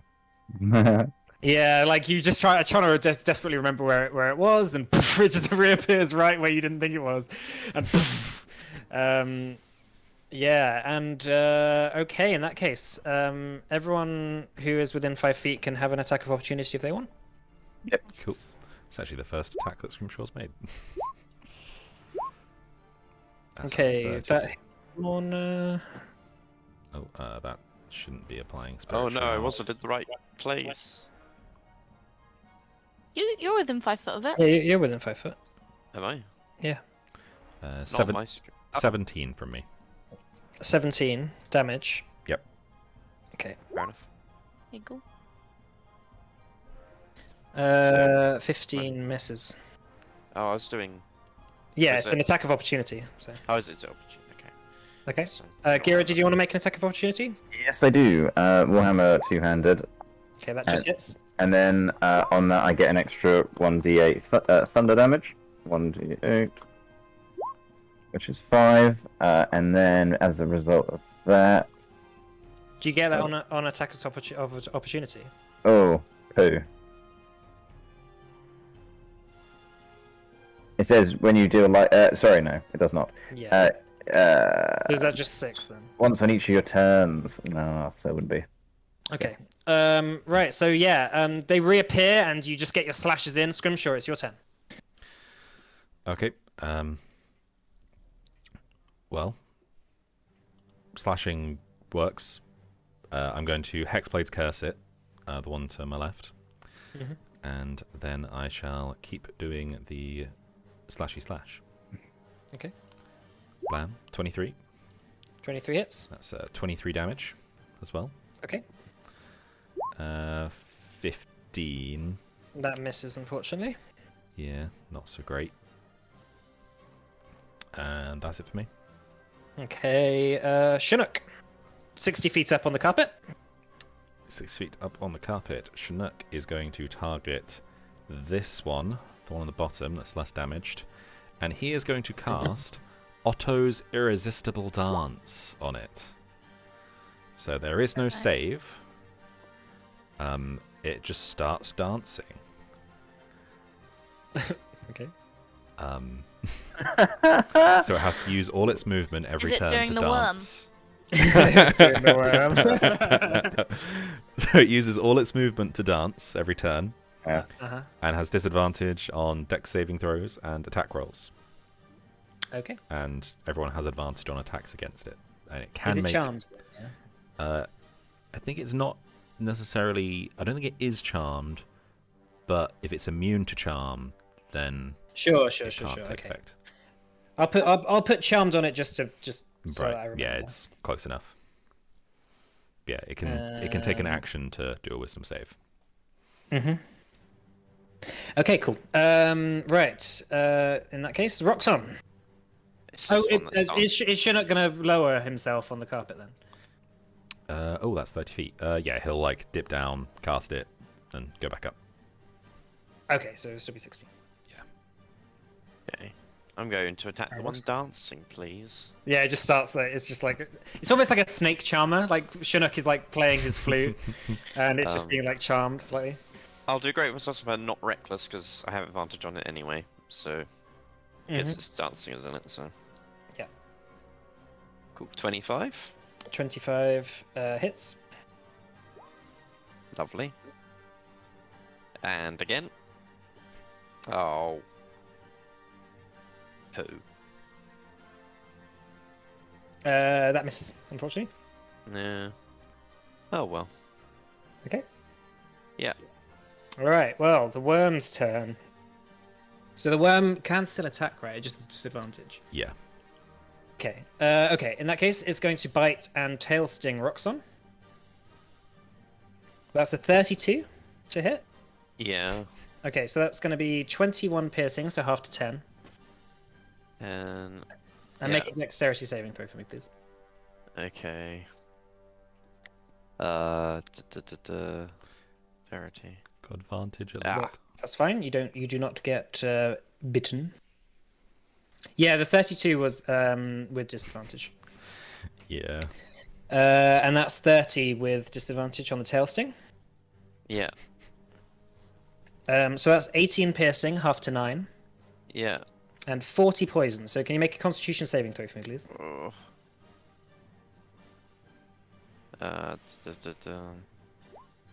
Okay, so that's only 20 poison damage. So Okay. that's 29 in total. Ow. All right. So the worm. Who's the worm going to attack? Let's just roll a dice. All right. The worm is going to bite Morna. 30 to hit. Oh, it doesn't hit. JK. 24 piercing damage. Mhm. Can you make a dexterity saving throw for me, please? So Apparently Ooh, not. you get eaten, chomped by it. You get chomped. So it just like busts down and begins to chomp you. And it is going to tail sting Scrimshaw. That is a 31. That hits. Okay, so that's 16 piercing. And Okay. you're immune to poison, right? No, just resistant. Just resistant. Okay, so that's I will. 35 half to 17 halved again 17. to 8. 8. Yeah. And the piercing was... The piercing was 16. Okay. So that's 24 total. Okay. Mona, you are currently restrained. Were you saying something Right, like Mona. Gonna attack the thing. The worm. Right, make your attacks. Yeah, you're currently within its soft, fleshy belly. That's 18 to hit. That just hits. 14 damage. 14 damage. That hits again. 13. 24. Okay. And then I'm gonna hit it again. All right, it needs to make a Constitution saving throw. Oh, it fails its Constitution saving throw. So after that third hit, it spits you out. As you're like punching it, it just begins to retch, like and then you just get spat out. Punch the gag reflex. Yeah, you're Okay. just covered in saliva. right in the tonsils? I'm gonna hit it one more time. Okay. Right, and on your way out, as it spits you out, you just sock it in the face. Okay, minus 16. All right. My turn. All right, Gira. Okay. So I'm thinking I'm going to do a heal on Roxanne. A big heal on Roxanne. Big heal. Target creature of your choice that you can see with the range. This healing word is the one I want to do, isn't it? Yeah, because it's not close. Oh, it's kind of ass. Well, you could walk over to him. Yeah, but I'll take an opportunity. I guess that's fine. Yeah, alright, I'll move here, take the opportunity attack. Its reach is 10 feet, so. Okay, oh, perfect. Oh, yes, fine. And then do cure wounds at a level. Let's do level 4. Okay.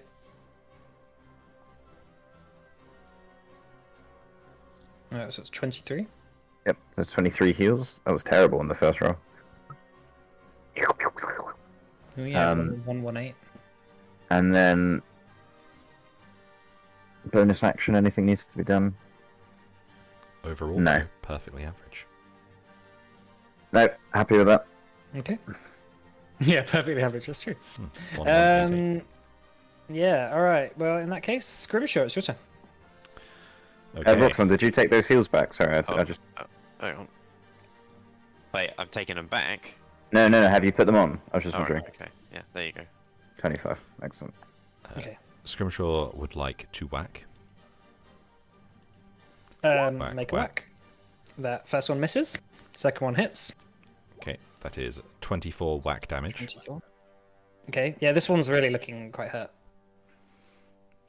Okay, that will be it for Whackshaw. Whackshaw is all whacked out. Okay. Alright, Chinook. Is there... actually, no, that's concentration. Don't want to do that.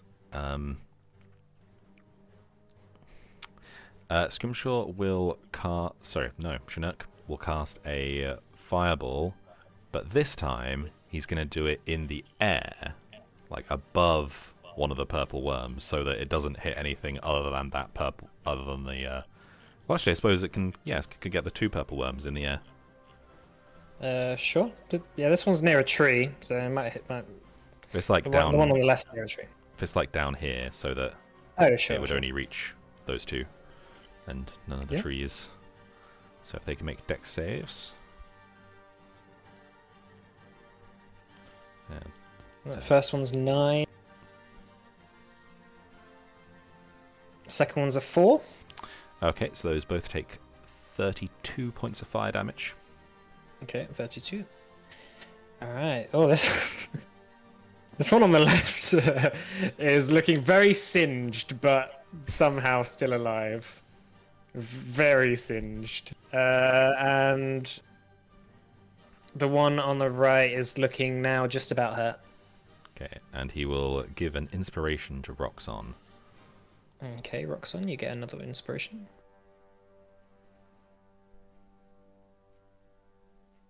Okay. And that's it for him. All right, Roxon. Okay, I will continue my assault on the other one. Is it still dancing? It is, isn't it? For now. Okay. Still doing that. So I'm doing Great Weapons Master, but not recklessly. Okay. Doing it sensibly this time. So yeah, I assume that hits. Yep, that hits. Sensible, reckless, sensible weapon master. Think of like a barbarian. He's like a gentleman, and you change all his ability names to be like, sensible and gentlemanly strike and things like that. Yeah. All right, that hits. Yeah, you begin to carve into it, and purple blood spurts out at you. Oh, 16? 16 does not hit, I'm afraid. Oh. No, it's not. Oh yeah. I'm bad cleans. Yeah. I could. Can Yeah, I you could. Yeah. roll 1d10? Ooh, I think that's So 19. 19. Yeah, that hits. nice. Okay, 26. Okay, yeah, slashing into the purple worms. Well, now it is their turn, and this one is looking rather spooked, but it's going to lash out. I'm just going to roll. Alright, it's going to lash out twice on Morna. Tail Sting 19 and Bite 18. They both miss. Okay. And it's going to try and run away. It's going to burrow. I would like to use Warcaster Mm-hmm. to cast Booming Blade on it. Sure. Mm-hmm. Oh, don't want to roll back there. Okay, that hits. 23 to hit. That's Okay.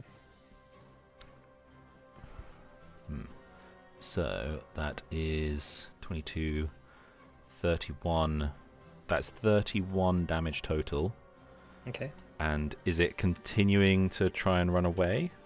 No, it had 1 HP. Okay. I knew it. It literally had 1 HP Yeah. after the fireball. All I right, thought as well, much, yeah. but I thought I might as well ask. Yeah. How do you like to kill it? Just like as it begins to burrow under the ground, just slash at it. Yeah, just Alright. look for that place that Roxon was calling home for a while. Yeah, you manage to slash your you embed your blade deep within it, and then you hear this as you just like summon your magical powers to just deal crazy amounts of damage within it. It keels over very quickly, and it just begins to just like curl up. The second one is going to. Yeah, it's going to attack It can't Gira move. and Roxon. Oh yeah, it can't move. Gira is still within 10 feet of it, yeah. Alright, it's going to attack Gira and Roxon. So Gira, Just moved here. that is a natural 20 on the bite. Is that with disadvantage? Oh, no, in Yes. that case it's 20. It's just a regular 20. Does 20 hit, Gira? Oh, me. Sorry. Yes. Yeah. That's 15 piercing damage, and can you make a dexterity saving throw for me, please? Yep. Hold on. Negative 15. Oh, I would like to move my hex to the other one as well, Sure. because I can do that now. Mhm. Ooh. There you go. And Dan. that's alright, that's 32 on you, Roxon. With Yep, disadvantage. that hits. Yeah, so Gira, you've been swallowed. Very nice. Okay, the tail stinger, that's 24 piercing damage, half to 12, Yeah. and 39 poison. So can you make a constitution saving throw for me, please? I'm meant to be good at these. Oof, yeah, no, this hasn't been so great. So that's straight up 39 poison damage, plus 12. Ah, Okay, and this one is going. Yeah, this one's going to try and burrow as well, seeing its friend's dead. I will hit it when it Mhm. tries to run away. Sure. So regular attacks, turn that off. 26 That hits. and 16, and because I have Sentinel, I don't think it can leave. No, it can't. So you manage to grab it. You, as it begins to turn around and burrow, you just embed your axe within it. And as it's like starting to burrow off, you're just holding it back with your axe. It's No. like, "Arrgh!" Your muscles bulging. It just desperately trying to burrow and like eating its way into the like Gira. As you're like sort of within its belly, you just like see it sort of like straining and like mud just like falling on your head whilst you're inside it. As you're like, what the hell's going on out there? Right, Mona. Couldn't it not burrow off True. anyway because of the stance? Oh yeah, of course it couldn't. Oh. Well, that misses. Okay. Oh. And then, 17. yeah, crit. Not that does okay. that loads. I get an extra attack though, which is nice. I got 1. Brilliant. Hooray! Yeah, crit. Yeah, and that's my extra 1 That on the hits. crit. That's 1, 2, 3, 4, and then 1 more with my key. Okay. Just hits. Cool. Okay, yeah, you just begin just piling on it. It's starting to get hurt and weak. Gira, you're within it. You just like begin to see like its belly beginning to fill with blood as like internal bleeding is starting to get it. What would you like to do? Gira's gonna cast Holy Weapon on his weapon. Sure. And then that's an extra 2d8 radiant damage. There's a lot of modifiers on the hits, okay? And then wait, I can't. If it's a bonus action, by the way. Yeah. And then as an action, he's gonna swing his hammer. Okay. At the creature. So it's 22. That hits. Okay, and so I'm going to roll d8 for the extra thunder damage, and then I'm going to do Holy Weapon, which was a what was it? 2d8. 2d8. Pretty bad rolls though. Not gonna lie. And then so technically now that I've done like thunder damage, I can like nudge hit 5 yards, but I don't think that really makes sense. No, yeah. Given I'm inside. And then there might be one more amendment, just checking. Is it too late to use my Channel Divinity Destructive Wrath to change the thunder or lightning damage? I don't know. You're the expert. Well, yeah, so you can use your Channel Divinity to the power when you roll lightning or thunder damage. So if I've already done it, probably not. What do you want to do with it? Make it so that that 2d8 is automatically 16. Basically. Oh, sure, that's fine. Yeah. Is that fine? Okay, cool. Yep. So I'll use one of my Channel Divinity to make that automatic 16. So in total, that's 18 plus 7 damage. Okay, how would you like to kill it? Just like swinging around, spin to win style with the hammer, like blood. Not good. Not good sight. Okay. Yeah, as you begin to call to the storm, suddenly all of you watch as it just begins to shake, as it's sort of like dancing.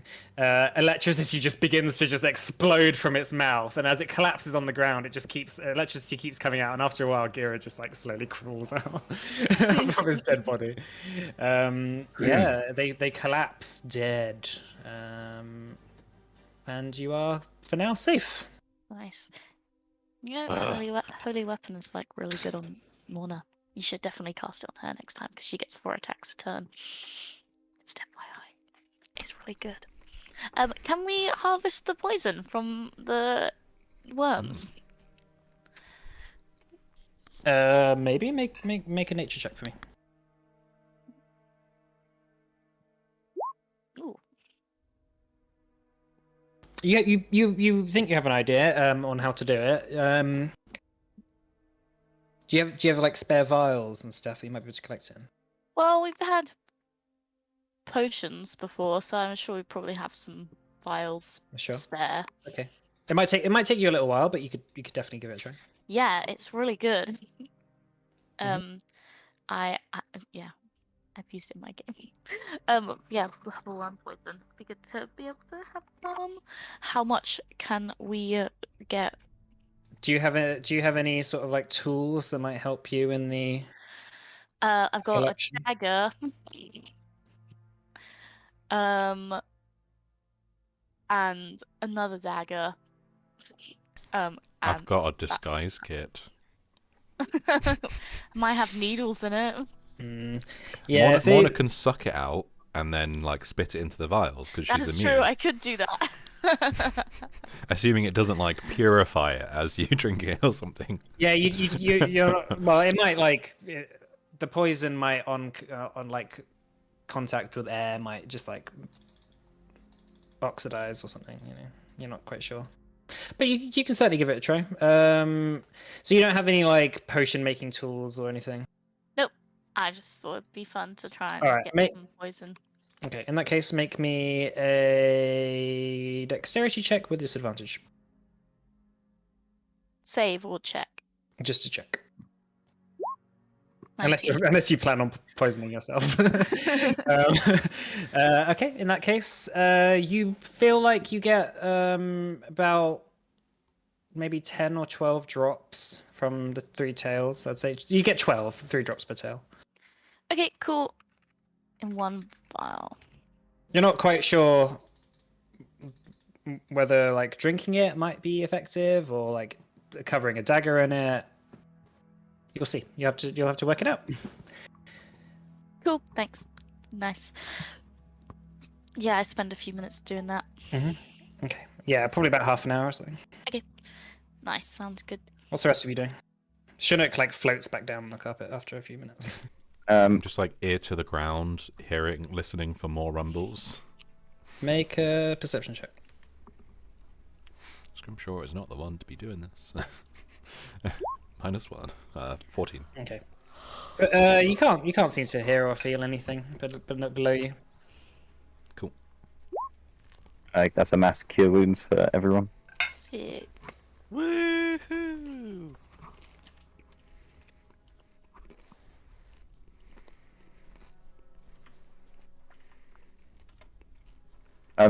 Yeah, I mean, how much of a like the fire, like it didn't really amount to much, did it?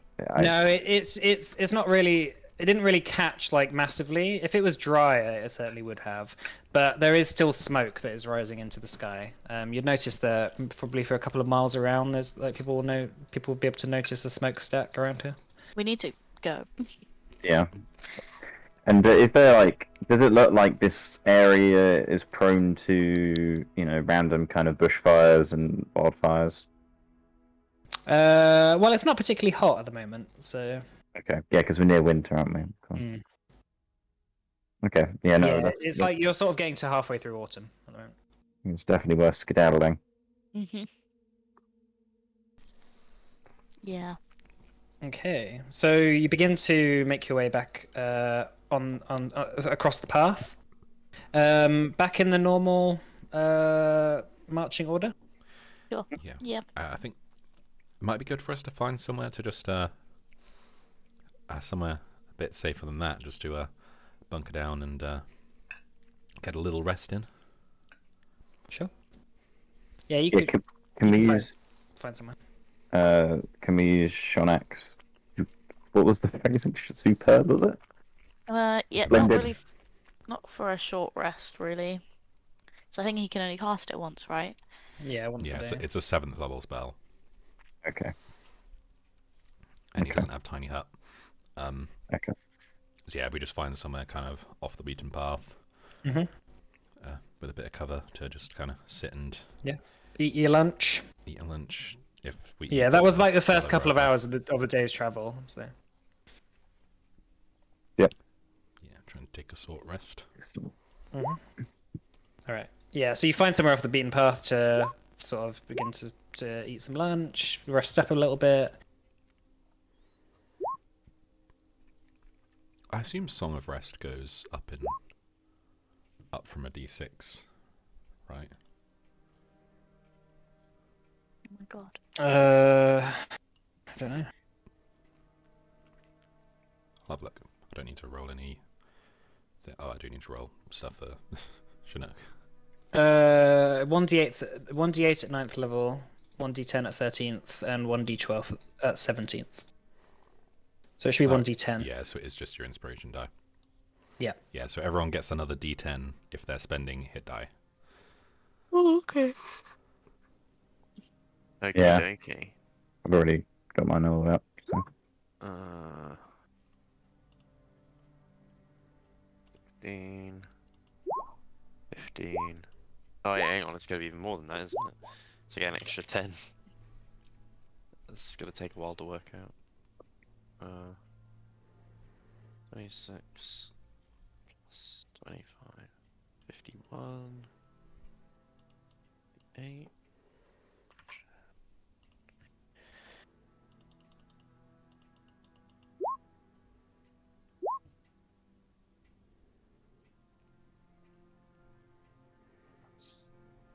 Anything you particularly are doing or want to do on your short rest, or talk about? Or... Yeah, I want to talk to Gear about his holy weapon spell. You know the spell that you like to cast on your weapon? If you cast it on my hands instead, it would do a lot more damage. Because I can do 4 attacks, and you can only do 2. Or 1? Can you do 2 or 1?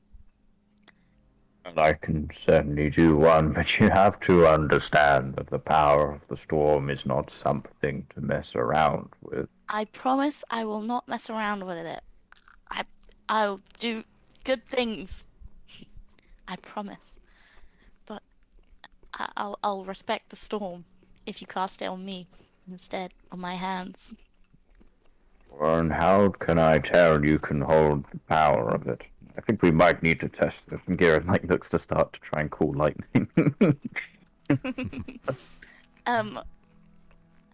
Well, maybe next time we fight anything, you could make my hands nice and holy, and I'll prove to you that I can handle it.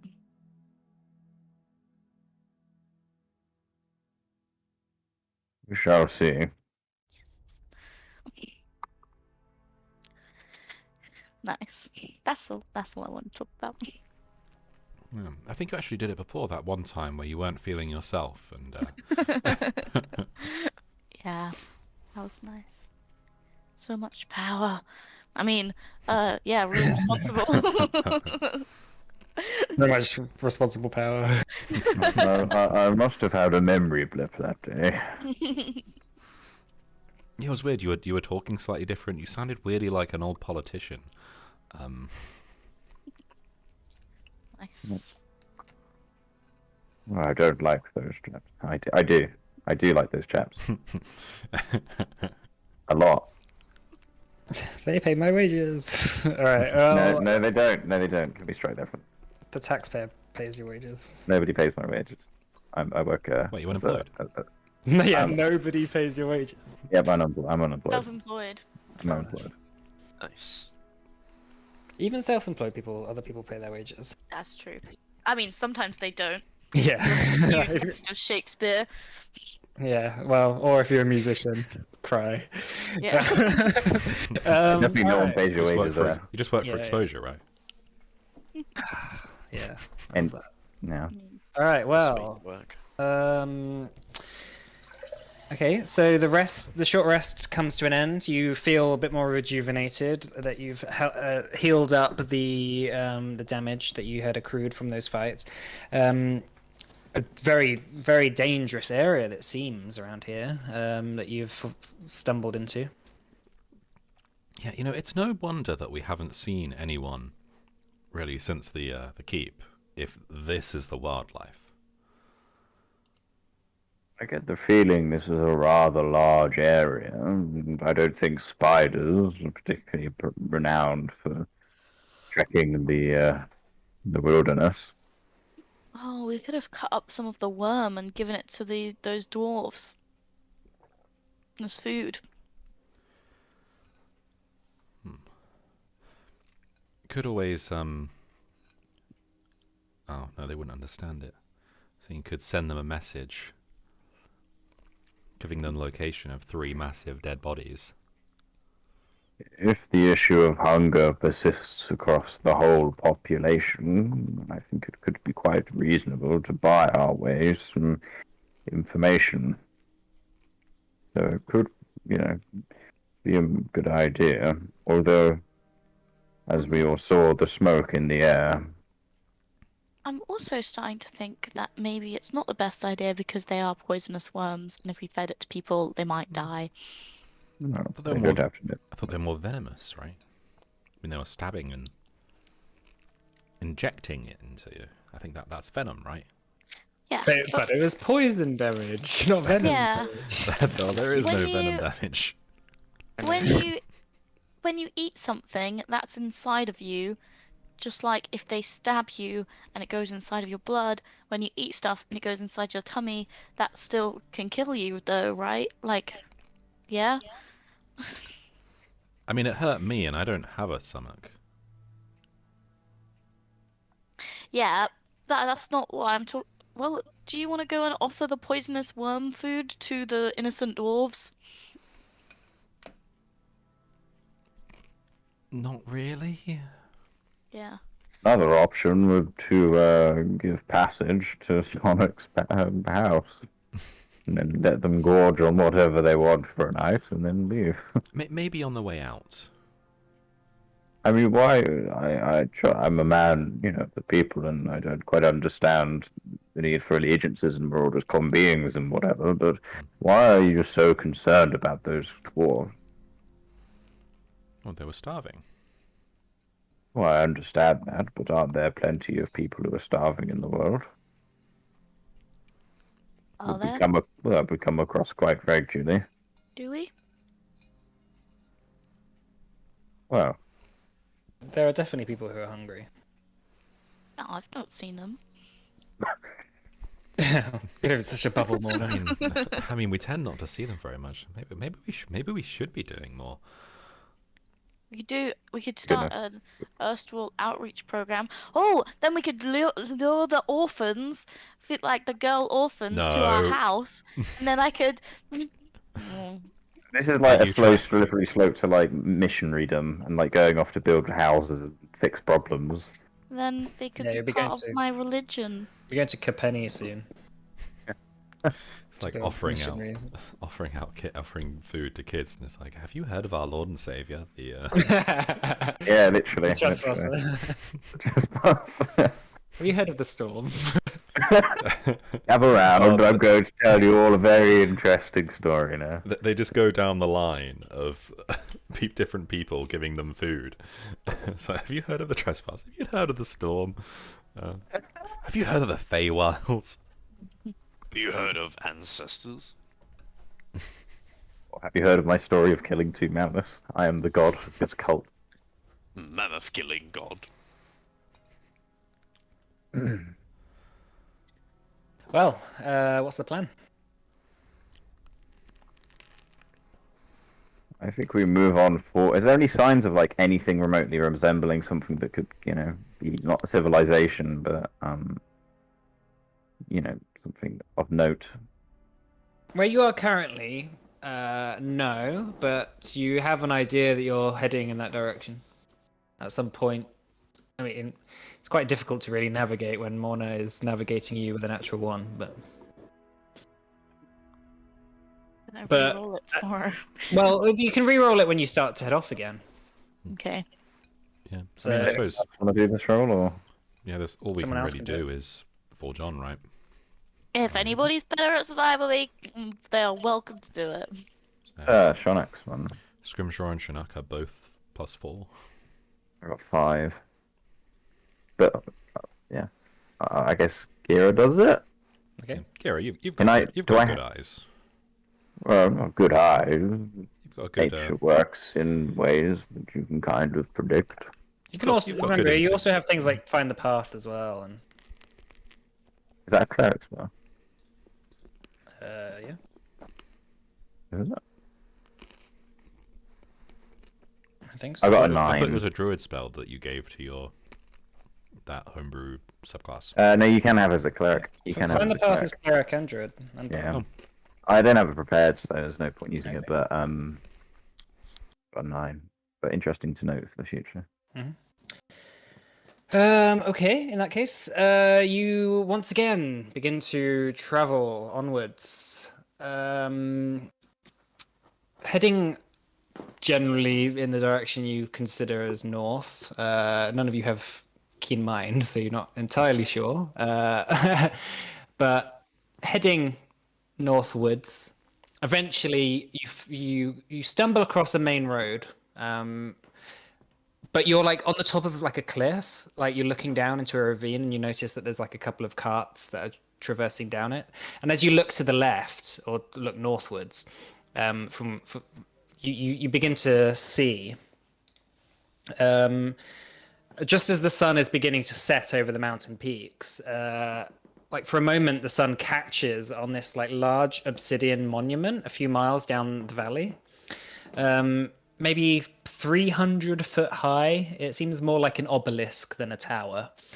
And there are no discernible markings on its walls. There aren't any windows. The only entrance is a single staircase which rises about 50 feet to a large oak door that has like these black studs embedded within it.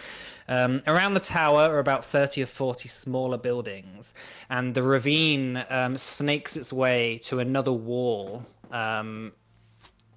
that sort of separates where you are from this settlement. The buildings are mostly made of rock, like black stone rock, clearly quarried from the mountains around. And again, the wall itself has a number of people manning it. But that's further down the road. But you notice that this is most likely the tower of Arak. The obelisk is specifically. Mm-hmm. Okay. Do you want me to go and check it out? I think we'll need to do a lot more than that. But yes. It might be worth seeing, understanding the routes traders take out. We could always apprehend one if we instead of going into the settlement. I don't think there's going to be many traders going in and out. There aren't really any traders that go in and out of here. And also, they're all starving, which makes me think that they don't really do a lot of trading. Those Guards look like they're starving. Well, you're too far out to know what Okay. they're like. But there are carts that are going down this road. Yeah, Oh, that's, right. that's what Oh. Mike said, which made me think that. Oh, I completely missed that. I don't know how. Cool. In that case, yeah, I think that's a good idea.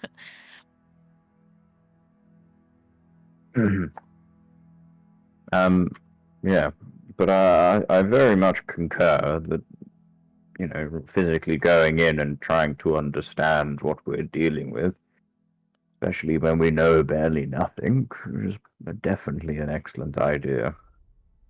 How about you go do that while we'll spend some time understanding the routes, the card stake. We will also need some form of residence that we can kind of hide if need be. Currently, you're on top of a cliff looking down on the main. There could be caves, like around. There definitely are caves around. Okay. Gira tends to. I don't know who'd be good at finding caves. Probably him. Survival Yeah, check. it's got a good survival check. I will have a look for a cave. Well, maybe. Do you think we need to move a bit further on? I don't. Does it look like if we go much further on, it would start to be kind of mega obvious? We're kind of there. I think where you are at the moment is probably the last stop to where you could like make a camp and feel pretty confident that no one's going to stumble across it. And how long would it take for us to get from here to the settlement? Maybe 15 minutes, 20 minutes. Oh, that's great. Okay, cool. In that case, yeah, I can go and check it out when it gets a bit darker. If you want.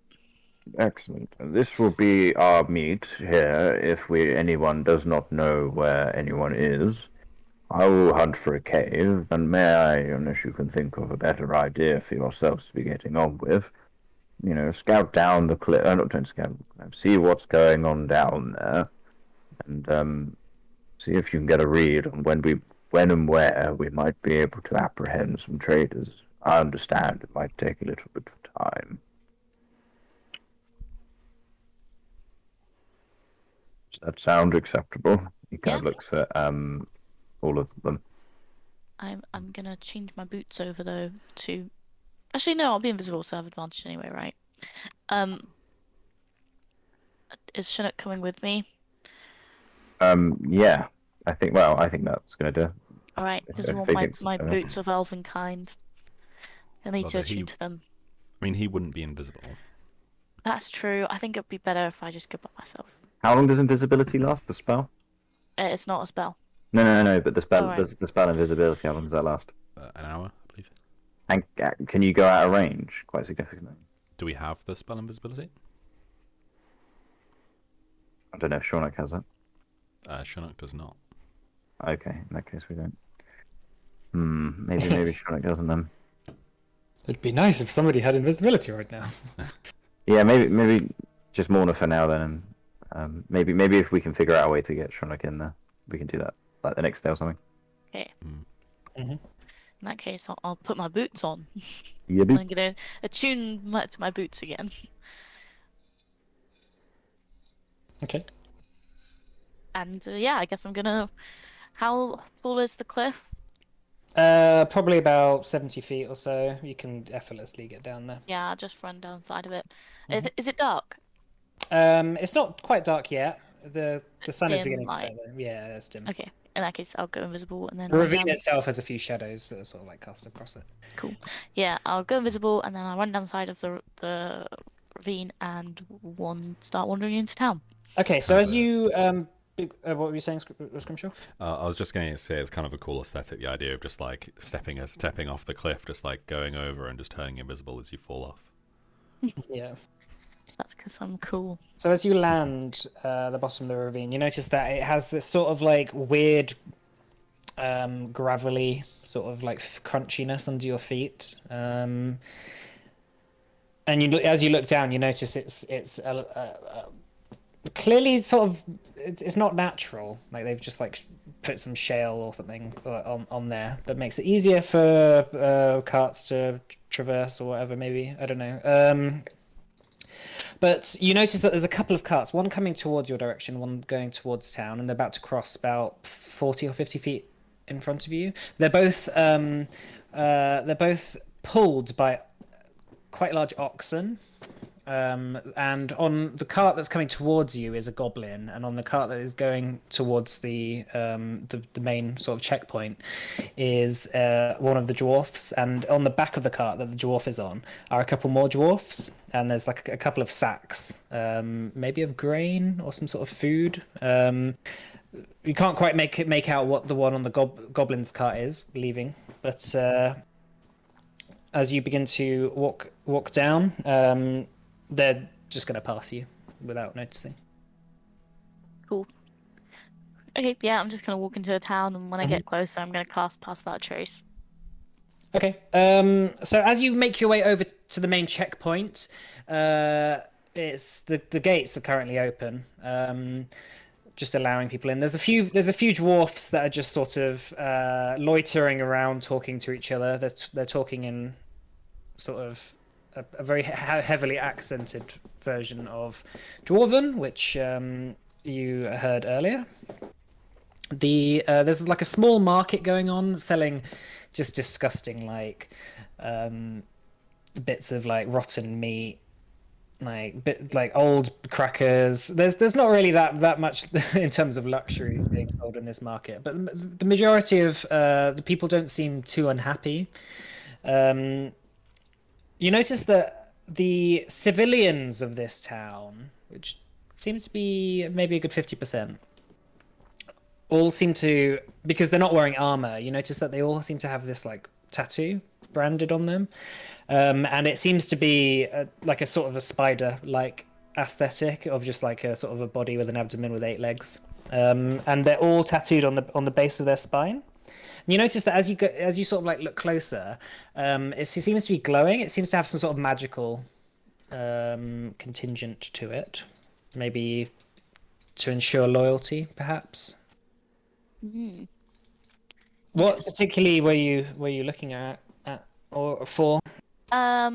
Ways to get into the town, and also any sign of the Spider Queen and her hammer. Okay. Well, from where you are currently, Arakata. So you've made your way through the checkpoint. You're in the town as such now.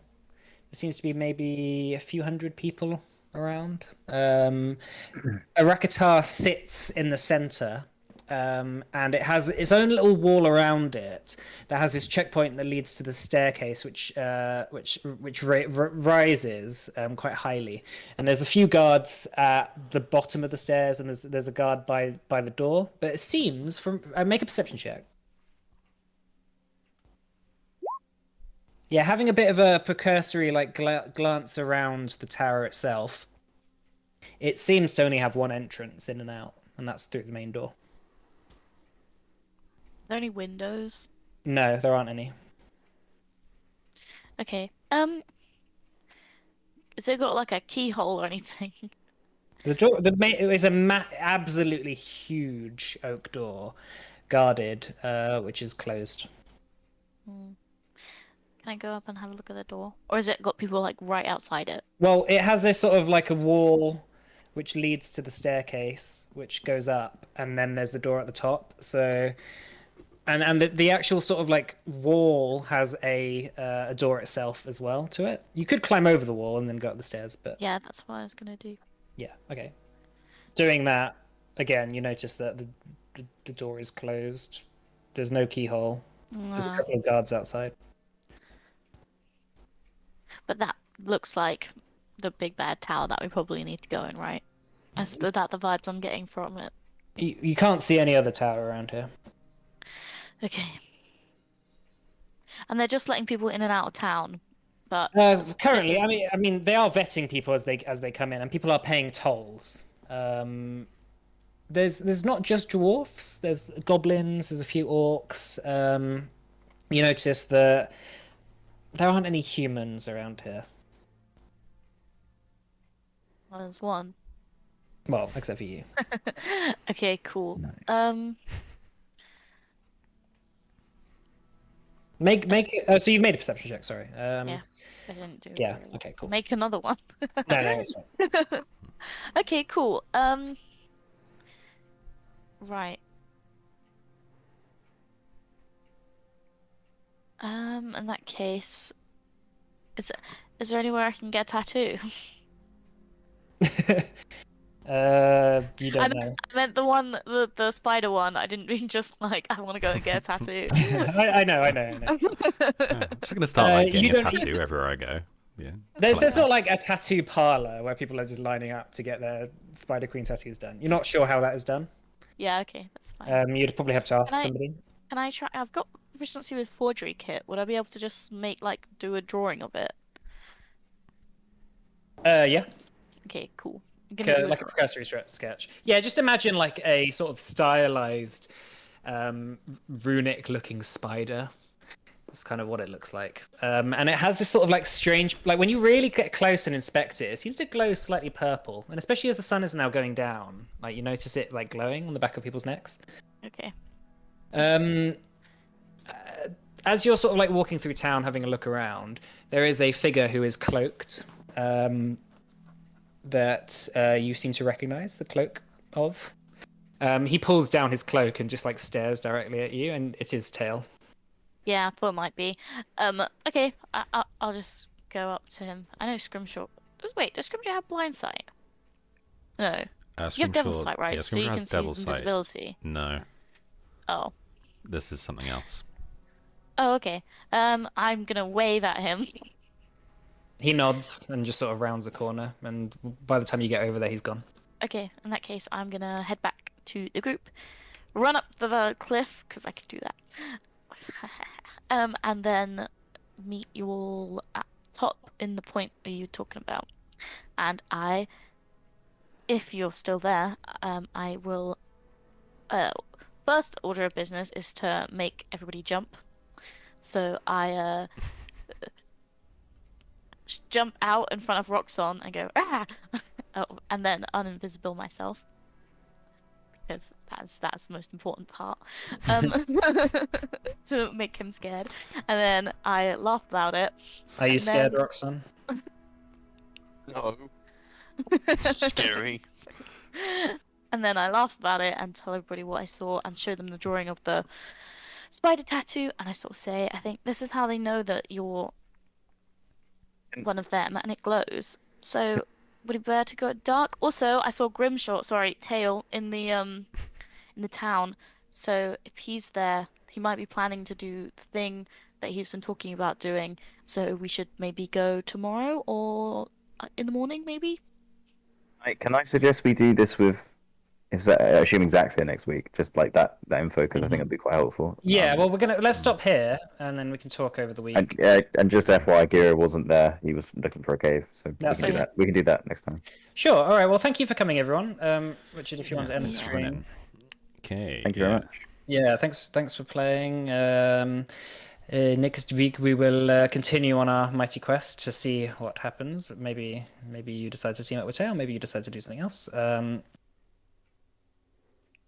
Just Okay. tell me when, Richard. By the way. I'll end the stream now. Okay. Cool. Goodbye.